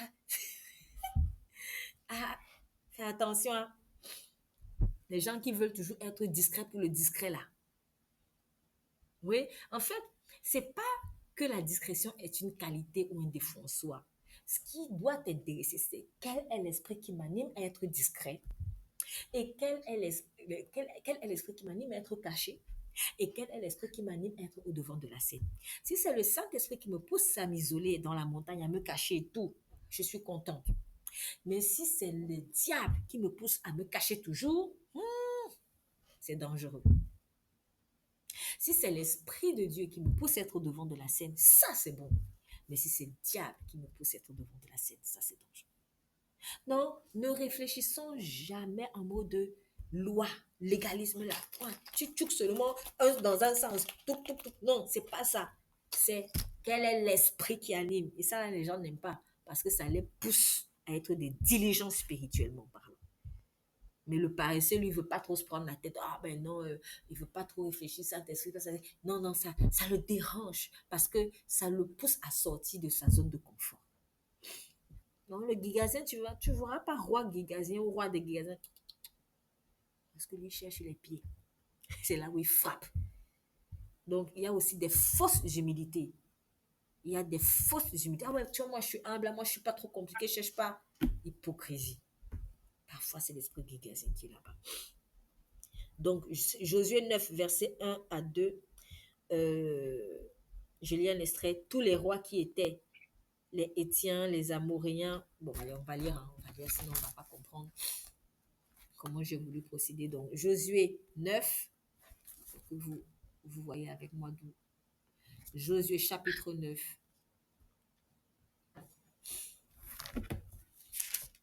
Verset 1, 2. Voilà, donc on dit à la nouvelle de ces choses, tous les rois qui étaient en deçà du Jourdain, dans la montagne et dans la vallée et sur toute la côte de la grande mer, jusque près du Liban, les Hétiens, les Amoréens, les Cananéens, les Phérésiens, les Héviens et les Jébusiens s'unirent tous ensemble d'un commun accord. Voilà, bon, ici, on parle de roi, et on reprend les différentes nations dont Dieu a parlé dans Deutéronome, et vous voyez qu'ici, il n'y a pas Gégazien. Voilà. Bon, l'esprit amorien, lui, il aime la royauté. Voilà. Roi. Vous voyez, 23 fois pour roi amorien. Alors que même pour les autres, bon, déjà, Gazien, il n'y a même pas, mais pour les autres, c'est que 3 fois, 2 fois, des choses comme ça, mais amorien, 23 fois. Lui, il aime la royauté terrestre, au vu de la prédominance qu'on observe avec l'expression roi amourien. Donc, dans ce sens, toute autre royauté, y compris celle de Dieu, constitue pour l'amourien une menace. Voilà. Le roi n'aime pas le concurrent. Voilà. Le roi n'aime pas le concurrent. Donc, c'est sûrement cet esprit qui avait animé pour ma part le roi Hérode, qui tua toute une génération de bébés à Bethléem pour pouvoir éliminer le bébé Jésus qu'on appelait le roi d'Israël et dont le règne n'aura pas de fin en plus. Alors, quand Hérode a entendu ça, il s'est dit non, c'est pas possible. Donc, l'esprit amorien, c'est un esprit mauvais. C'est un esprit mauvais pour moi. Hein. C'est un esprit mauvais ayant le rang d'une puissance ou d'une domination euh, au sens du verset où l'apôtre Paul dit euh, nous n'avons pas à lutter contre la chair ni le sang, mais contre les principautés, les autorités, etc. En fait, je suis convaincue que c'est un esprit méchant de ce rang-là. En fait. Voilà, d'un rang de principauté, voilà, quelque chose comme ça. Donc, je pense que c'est un esprit qui agit, c'est un esprit mauvais qui agit sur et au travers des autorités humaines. C'est un esprit chef dans le royaume des ténèbres. Donc, le mot hébreu, archon, qui est défini par chef dans Matthieu 20, 25, là où le Seigneur dit, vous voyez comment les chefs de ce monde agissent, ils dominent sur les nations et les tyrannisent, mais pour vous qui n'en soit pas ainsi, celui qui va être le premier, qui soit le serviteur de ses frères. En tout cas, le mot chef ici signifie prince, meneur, magistrat, mais aussi au pluriel, ça signifie puissance, esprit mauvais qui agissent sur et au travers des autorités humaines. Voilà. Éphésiens 6, verset 12, je viens d'évoquer, car nous n'avons pas à lutter contre la chair et le sang, mais contre les dominations, les autorités, contre les princes de ce monde des ténèbres, contre les esprits méchants dans le céleste. Donc, il y a différentes catégories d'esprits. Donc, cet esprit-là, pour moi, c'est un esprit en fait chef. Ça veut dire que quand il te possède là, ou quand il t'influence, ou quand il a tiré une flèche sur toi, il a réussi à avoir au moins un aspect de ta vie. Peut-être il ne te possède pas, mais dans ton esprit, mais dans l'aspect de ta vie, toi, tu vas tout voir comme le chef. Parce que c'est un esprit qui, il est le chef. Là où il est là, il est le chef. Donc, dès qu'il entre dans ta vie, tu vas te comporter toujours comme le chef. Tu supportes pas, en fait, être sous servir quelqu'un. C'est dur. C'est dur. Même si tu le fais, mais oh là là, là c'est une torture. Mais c'est une torture. C'est une torture. Mais en fait, Dieu te place là exprès pour que tu sois obligé de te délier de cet esprit mauvais chef. Derrière un roi ou un gouvernant très orgueilleux peut se cacher donc, peut se cacher donc un esprit amourien. Et quand Dieu juge, il juge l'esprit mauvais et la personne qui en est animée, si et seulement si elle ne se repent pas. Donc, en fait, le jugement de Dieu ne cherche pas d'abord la personne, c'est l'esprit mauvais. Et maintenant, quand le feu de Dieu tombe sur cet esprit mauvais, si bien sûr la personne qui en est liée ne se repent pas, elle reste attachée à cet esprit, et tant pis, le feu la tombe aussi sur elle. Est-ce qu'on peut aller ensemble dans Ézéchiel 28? Il y a une longue lecture à faire, mais cette lecture va nous permettre de comprendre ici mon propos sur cet esprit chef en fait. Ézéchiel 28, verset 1 à 19, je demande la lecture s'il vous plaît. Ézéchiel chapitre 28, à propos d'une prophétie qu'avait reçue ce serviteur de Dieu Ézéchiel. Ézéchiel chapitre 28, la première personne qui trouve. Oui, merci. Verset 1 à 19, nous écoutons. La parole de l'Éternel m'a été adressée. Fils de l'homme, annonce au chef de dire, voici ce que dit le Seigneur l'Éternel, ton cœur s'est enorgueilli. Tu as dit, je suis un Dieu, je suis assis sur le trône de Dieu, au cœur de la mer. Pourtant, tu n'es qu'un homme et non un Dieu, mais tu te considères au même niveau que Dieu. Toi, plus sage que Daniel, aucun mystère n'est trop grand pour toi. Par ta sagesse et ton intelligence, tu t'es acquis des richesses, tu as amassé de l'or et de l'argent dans tes trésors. Par la grandeur de ta sagesse et par ton commerce, tu as augmenté tes richesses et ton cœur s'est enorgueilli à cause d'elles. C'est pourquoi voici ce que dit le Seigneur l'Éternel, puisque tu te considères au même niveau que Dieu, je vais faire venir contre toi des étrangers, les plus violents parmi les nations. Ils tireront leur épée pour s'attaquer à ta belle sagesse, et ils saliront ta splendeur. Ils te précipiteront dans la tombe, tu mourras comme ceux qui tombent transpercés de coups au cœur de la mer. Diras-tu, vraiment je suis Dieu en face de celui qui te tue? Tu ne seras qu'un homme et non un Dieu entre les mains de ceux qui te transperceront. Tu mourras de la mort des incirconcis suite à l'intervention d'étrangers. En effet, c'est moi qui ai parlé, déclare le Seigneur l'Éternel. La parole de l'Éternel m'a été adressée. Fils de l'homme, prononce une complainte sur le roi de Tyr, tu lui annonceras. Voici ce que dit le Seigneur l'Éternel. Tu représentais la perfection, tu étais plein de sagesse, tu étais d'une beauté parfaite, tu étais en Éden, le jardin de Dieu.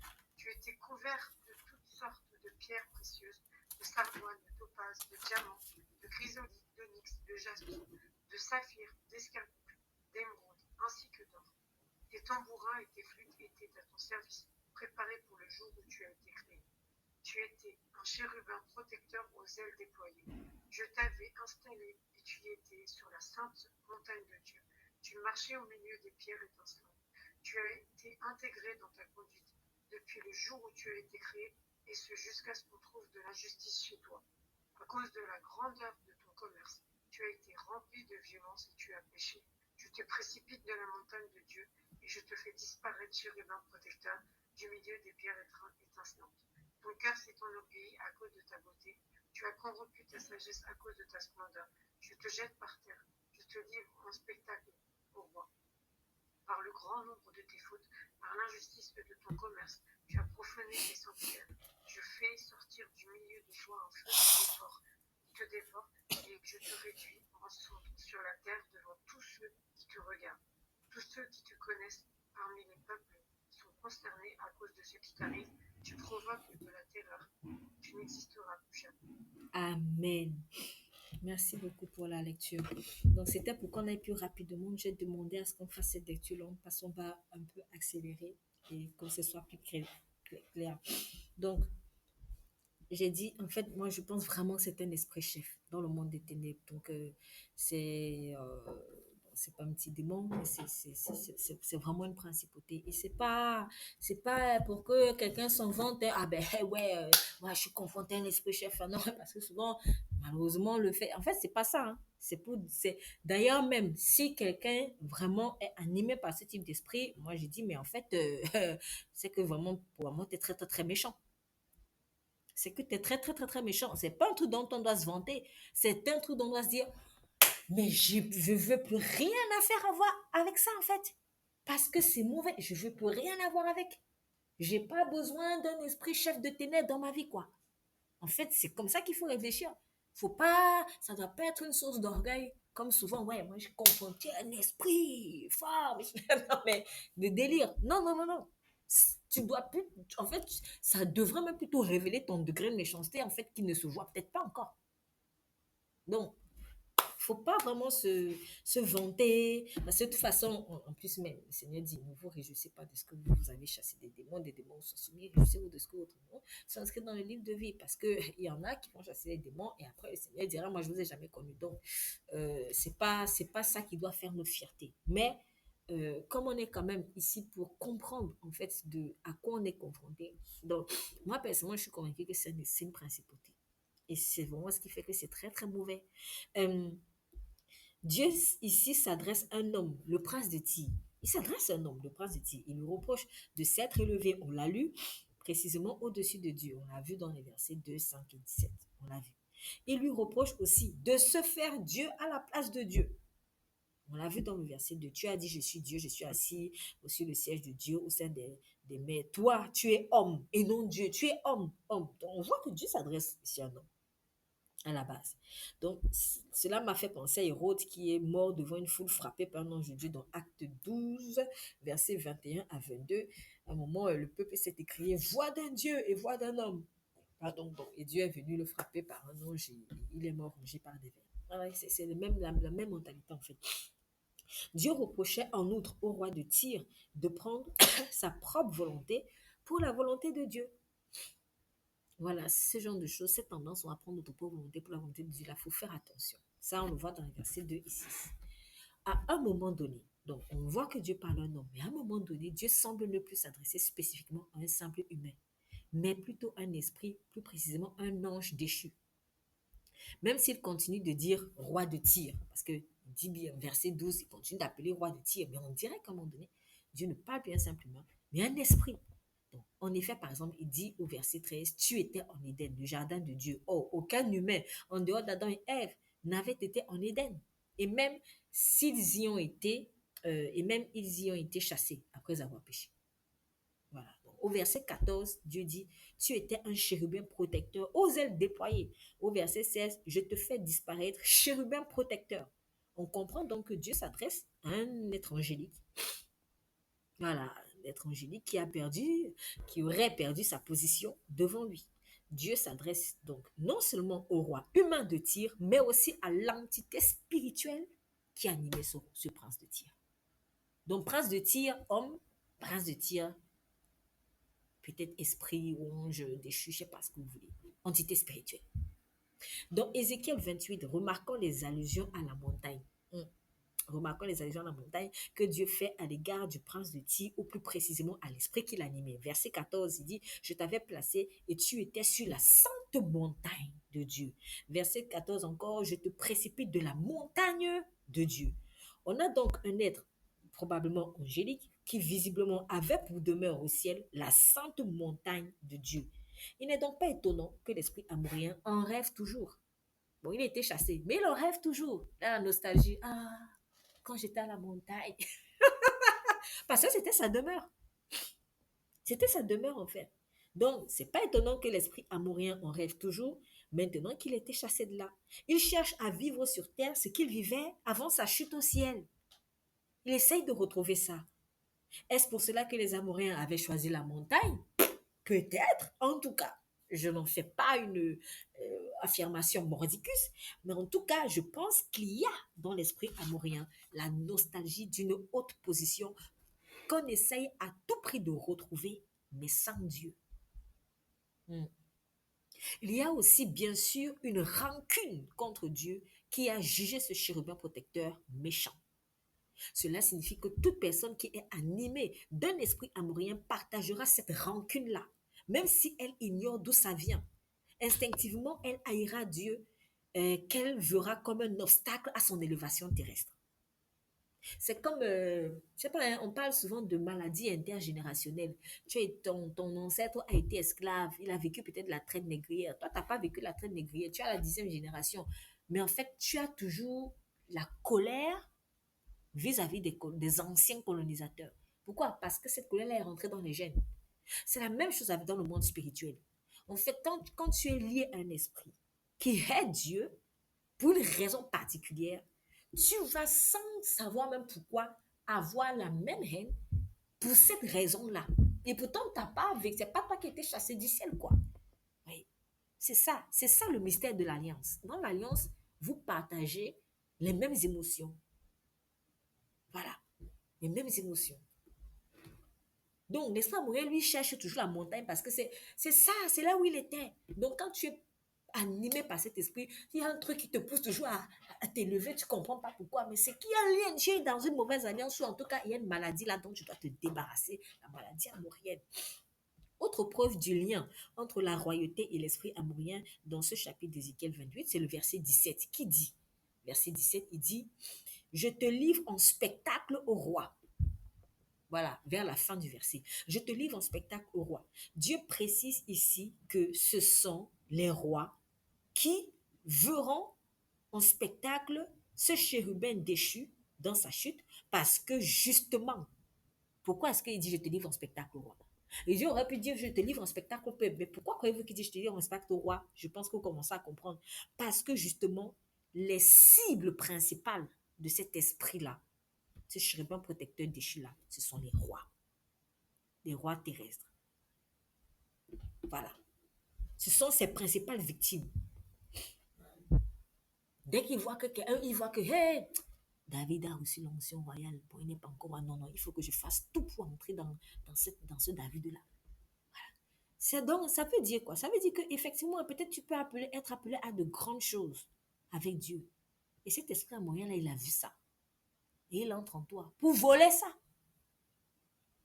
Mais si tu restes en alliance avec lui, si tu continues de garder ces symptômes, ces maladies, la royauté, là, tu ne vas pas entrer dans ça. Oh, tu dois entrer dans ton héritage. Jésus a dit qu'il est le roi des rois. Donc oui, tu as l'esprit royal.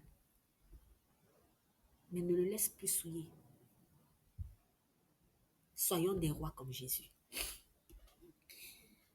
Bon, je vais aborder le troisième point, l'esprit amorien et l'injustice. Puisqu'on est presque vers la fin, on a très peu de temps, je vais essayer d'accélérer. Et je me permettrai aussi d'accélérer ici, parce que, à vrai dire, si vous avez écouté le message sur Dieu de justice, normalement, en fait, vous devez vite comprendre. Donc, maintenant, l'esprit amorien et l'injustice. Voilà le troisième point pour moi qui permet vraiment de le caractériser. Dans Ézéchiel 28, on reste dans Ézéchiel 28 au verset 18, on dit ceci. Par la multitude de tes iniquités, par l'injustice de ton commerce, tu as profané tes sanctuaires. Par la multitude de tes iniquités, par l'injustice de ton commerce, tu as profané tes sanctuaires. Donc, dans cette partie, l'amorien et l'injustice, il y a deux sous-parties qu'on va voir. D'un côté, la multitude de tes iniquités, on va comprendre ce que Dieu veut dire par là. Et d'un autre côté, par l'injustice de ton commerce, tu as profané tes sanctuaires. Donc, d'abord, par la multitude de tes iniquités. En fait, l'iniquité, c'est un système de pensée pervers, d'où est enfanté le péché. L'iniquité, c'est un système de pensée pervers, d'où est enfanté le péché. C'est une mentalité tellement tordue qui justifie les fautes qu'on commet. Exemple, je vais donner beaucoup d'exemples. J'ai eu envie de donner beaucoup d'exemples parce que je sens qu'il y a certaines, les uns et les autres doivent se reconnaître dans certaines choses. Par exemple, un homme qui estime que toute femme est une femme avec qui il peut entretenir des rapports sexuels, ça c'est l'iniquité. Ira même avec sa propre fille ou sa propre sœur, ça c'est le péché. Donc, qu'est-ce qui fait qu'il commette l'inceste, qui est le péché? C'est que dans sa façon de réfléchir, toute femme est femme avec qui il peut aller. Voilà, lui, il discerne pas que ça c'est ma sœur, ça c'est ma femme. Et il ne faut pas ça comme ça. Il discerne pas que ouais, je peux donner certains mots doux à ma femme, que je vais pas donner les mêmes mots doux à ma sœur. Non, voilà. Je peux être tactile avec telle femme, mais je peux pas être tactile. Je peux être tactile d'une certaine manière avec ma femme, mais je ne vais pas être tactile de la même manière avec une autre femme. Lui, il ne discerne pas ça. Pour lui, toute femme est femme. Voilà, vous voyez. Donc, ça, c'est l'iniquité. C'est tordu, c'est sa mentalité tordue. Et la conséquence de ça, c'est quoi? C'est qu'il va aller avec n'importe qui. Bon, y compris même ses sœurs. Voilà. Il ne la voit plus comme sa fille ou sa sœur, mais seulement comme une femme lambda, voire comme sa propre femme. Une personne qui estime qu'elle doit absolument récupérer tout ce qu'elle a dépensé pour élever son enfant et que personne d'autre ne doit en profiter, iniquité, ça c'est l'iniquité, système de pensée tordu, empêchera à sa fille ou à son fils de se marier ou ne tolérera qu'un conjoint manipulable. Ça c'est le péché. Donc, toi, dans ta tête, j'ai investi sur mon enfant, je dois tout récupérer, tout l'argent des études, tout l'argent de l'école, tout l'argent de ceci, tout l'argent des habillements. Voilà, toi, c'est tort. C'est comme ça que tu réfléchis tordu. Et en conséquence, il ne faut pas que mon fils épouse une femme qui va venir manger son argent. Et voilà, c'est ça en fait. Donc, ça, c'est le péché qui est enfanté par cette mauvaise façon de réfléchir. Iniquité. Une personne qui minimise la gravité d'un péché, exemple mensonge, arrogance, mauvaise langue, en se comparant par exemple à d'autres qui font pire. Ah ouais, oui, lui l'a tué, lui l'a tué. Bon, moi je bavarde seulement un peu, mais lui l'a tué. Ça c'est iniquité. Tu es dans la comparaison. Tu te dis, moi je fais moins grave. Iniquité. Ça va enfanter un péché. Il commettra allègrement ce fameux péché qu'il minimise sans repentance. Une personne qui estime que parce qu'elle est née d'un tel, elle doit être mariée avant ses cadets, comme le pensait Laban, le beau-père de Jacob, iniquité, empêchera au cadet de recevoir sa bénédiction du mariage par tout moyen qui lui sera possible. Péché. Ouais. Donc, chez Laban, ah ouais, l'aîné ne se marie d'abord et à la cadette après. Bon, si maintenant Dieu veut bénir la cadette avant, on fait comment? Qui vous a dit que c'est parce qu'on est né qu'on se marie d'abord? Qui a dit ça? Qui vous a dit que c'est parce qu'elle est née, on doit d'abord passer devant? Qui a dit ça? Iniquité. Et maintenant, le péché, c'est quoi? Eh non, ma soeur ne doit pas se marier à maman. Eh non, ma soeur ne doit pas être plus. Eh non, ma soeur. Ma petite. Non, non, non. Ça, c'est le péché. Tu vas maintenant tout faire pour bloquer son péché. Pardon, tu vas tout faire pour bloquer sa bénédiction. Et là, tu commets un péché. Une personne qui ne voit Dieu que comme un distributeur automatique de bénédiction, un moyen d'arriver à ses fins égoïstes, iniquité, ne sera pas prompte à abandonner totalement sa vie pour Jésus, d'où les désobéissances, donc d'où les péchés, certains péchés qu'elle va commettre. Une personne qui s'estime toujours au-dessus des autres, iniquité, sera toujours jaloux du succès des autres qui, s'il semble être plus grand que son propre succès, péché. Pour voir ici par exemple Saül et David. Voilà, personne qui pense qu'elle peut compter sur sa propre intelligence, sous prétexte que Dieu lui a déjà donné du bon sens et qui ne voit pas donc l'utilité de laisser son intelligence être renouvelée par le Saint-Esprit, selon Romains 12:2. Iniquité posera des actes contraires à l'amour, à la justice et à la sainteté de Dieu, ce qu'on appelle les œuvres mortes, dans Hébreux 6:1 et Hébreux 9:14. Péché. Une personne qui estime que, vu son âge, elle n'a pas grand-chose à apprendre d'un plus jeune, idolâtrie de l'âge. Idolâtrie de l'âge, je suis plus jeune, je suis ta grande, je suis ton grand frère, je suis né avant toi, je suis ton père, je suis ta mère. Iniquité, idolâtrie de l'âge, iniquité, sera constamment fermée à la voix du Saint-Esprit quand il passera par un plus jeune que lui pour lui parler. Péché. En effet, ce ne sont pas les cheveux blancs qui donnent la sagesse, mais c'est le Saint-Esprit en l'homme qui procure la sagesse. On a vu ça dans Job 32, versets 7 à 9. En général, de vous à moi, en général, toute, toute idolâtrie, ce qu'on place au-dessus de Dieu ou même au même niveau que Dieu, est une iniquité en fait. En ce que c'est injuste de mettre Dieu au même niveau que ce qu'il a créé ou même ce que nous-mêmes nous avons créé. Donc, pour ma part, toute idolâtrie est une iniquité et c'est de cette idolâtrie-là qu'on va commettre certains péchés. Voilà.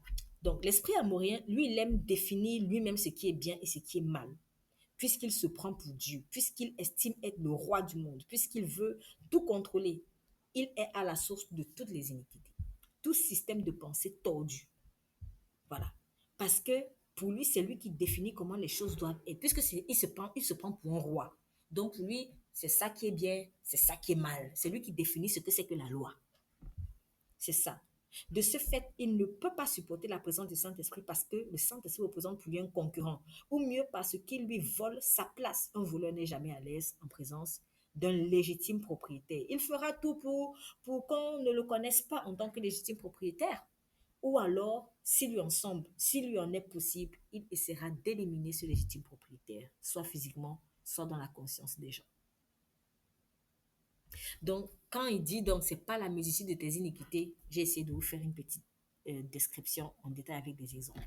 Maintenant, la deuxième sous-partie, par l'injustice de ton commerce, tu as profané tes sanctuaires. Alors, le mot rekula, hébreu, traduit ici par commerce ou trafic ou affaire, vient de rakal, qui signifie aller ça et là, circuler, mais circuler dans un sens douteux, hein, pas, voilà, dans un sens douteux. Il y a bien sûr également aussi le sens de négociant, faire du trafic. En fait, il y a deux sens, aller ça et là, et puis il y a faire du commerce, vraiment au sens des affaires. Donc, tout d'abord, premier point, tout d'abord, si on s'intéresse à aller ça et là, circuler, je pense à l'attitude de Satan dans Job 1, verset 7 et Job 2, verset 2. Satan vient se présenter dans l'assemblée de Dieu. Et lorsque Dieu lui demande d'où viens-tu, il répond de parcourir la terre et de m'y promener.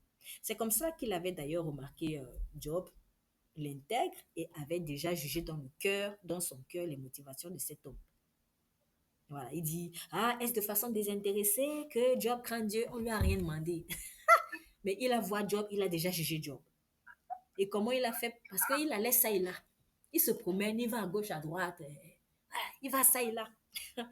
Le diable, ou en tout cas ici l'esprit amourien, ne tient pas sur place. Il ne tient pas sur place. Il va ça et là, comme s'il n'a rien à faire.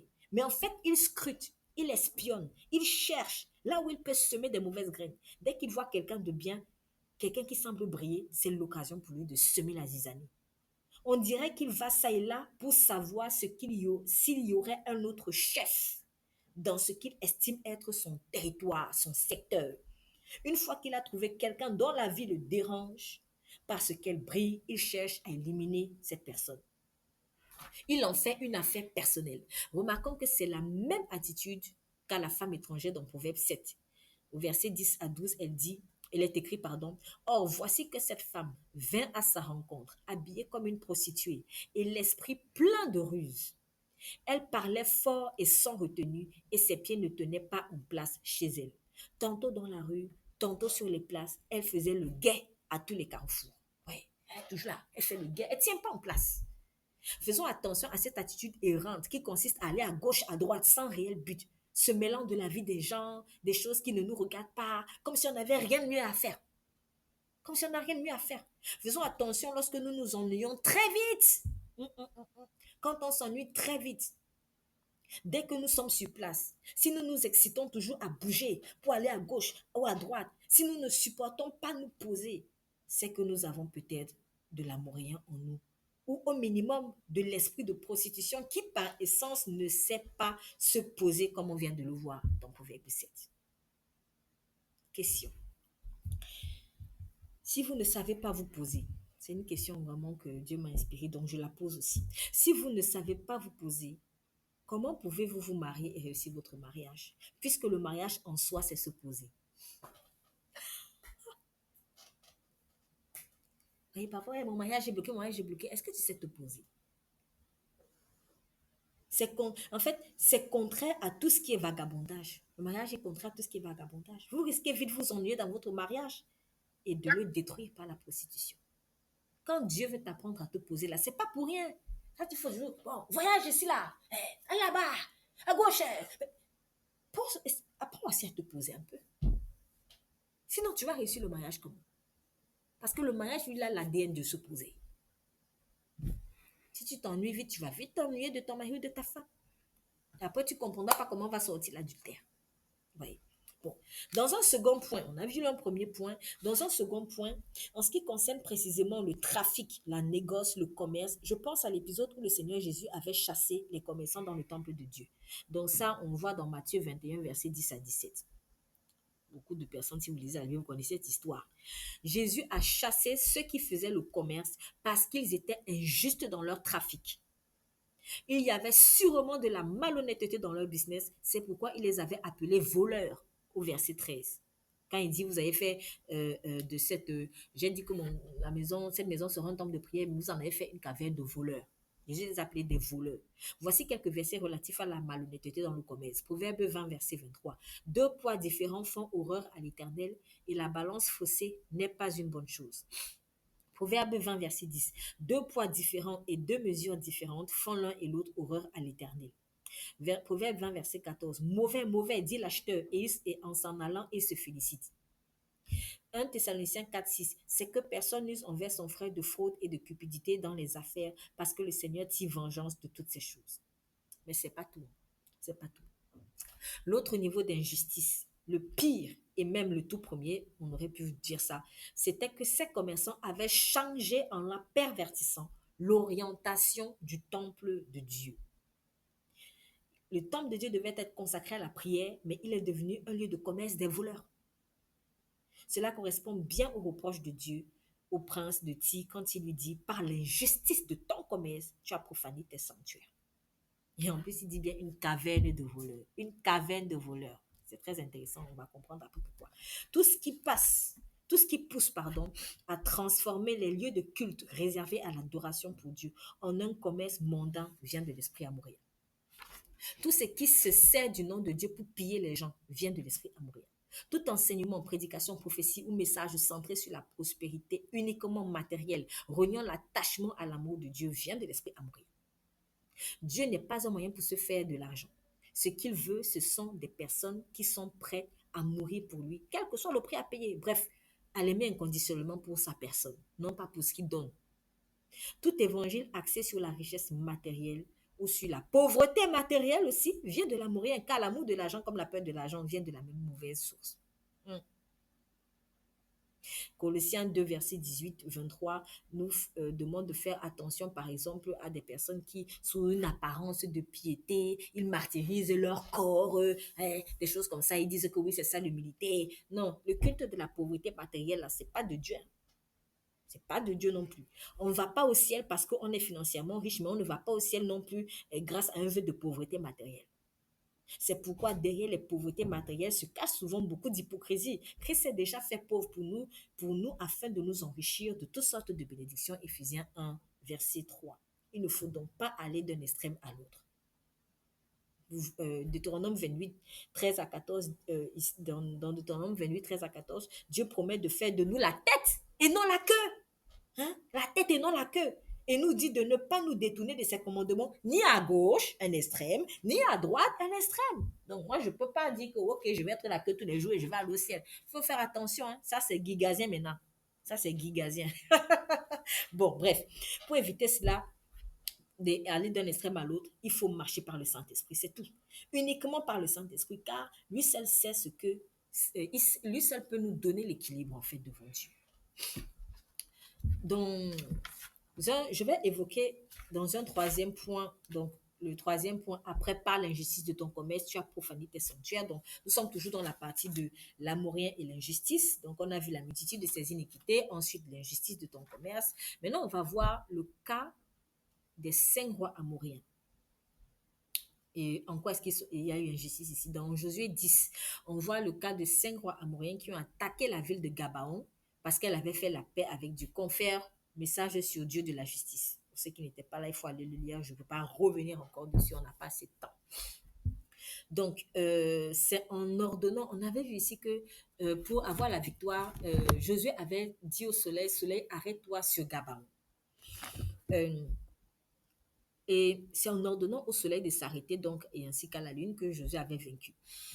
Pour ma part ici, l'invocation du soleil de justice, c'est le remède contre l'esprit amorien en fait. J'ai vraiment très à cœur le soleil de justice. Soleil égale lumière égale feu de Dieu. Voilà. Que pour vous se lèvera le soleil de justice. En fait, c'est ça. C'est l'amorien, son antidote, soleil de justice.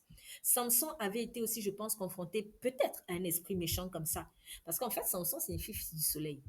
Fils du soleil. Et Dieu l'avait suscité pour rétablir la justice. Lorsque l'esprit amorien sévit quelque part, on doit beaucoup prier pour le rétablissement de la justice de Dieu. Cela passe par l'invocation de sa lumière, l'exposition des choses cachées, l'invocation du feu de Dieu parce que le soleil est en soi un feu.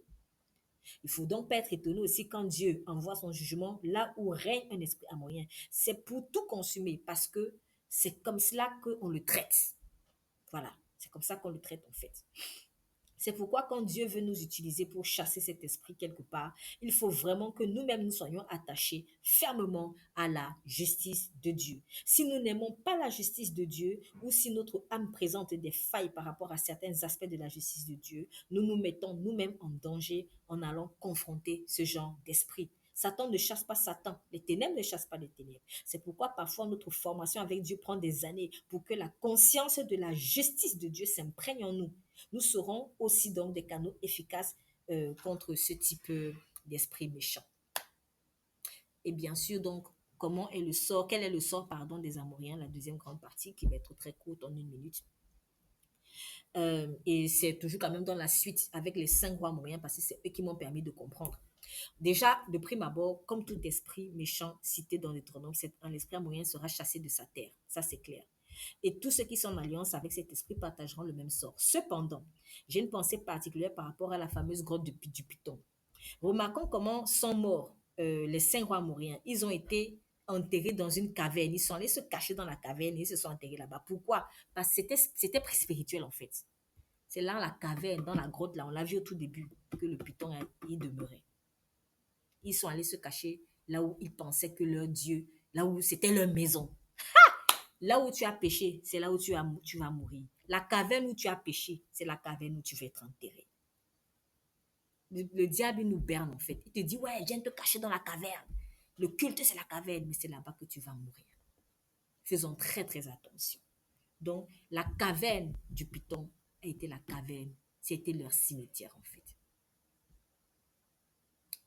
Que le Seigneur nous accorde la grâce vraiment de pouvoir ne pas demeurer dans la caverne du Python, si je puis dire ça comme ça, de sortir de toute mentalité amorienne avec tous les aspects qui ont été donnés parce que ce n'est pas notre partage. Nous n'avons pas été créés pour servir un serpent. Nous n'avons pas été créés pour servir un esprit méchant. Nous n'avons pas été créés pour être sous la coupe d'un esprit méchant, fût-il chef. nous sommes des rois pour Jésus. Mais avant d'être des rois, on est d'abord des serviteurs. En fait, nous sommes des rois serviteurs. Commençons par servir. Père, merci beaucoup pour ta parole. Je te remercie vraiment de tout ce que tu nous as révélé aujourd'hui. C'était assez consistant, mais c'était nécessaire. Permets-nous vraiment, Seigneur, d'être des personnes humbles, d'avoir l'esprit ouvert, d'avoir le discernement et d'être surtout très obéissants au Saint-Esprit. Au nom de Jésus, nous prions. Amen. Amen.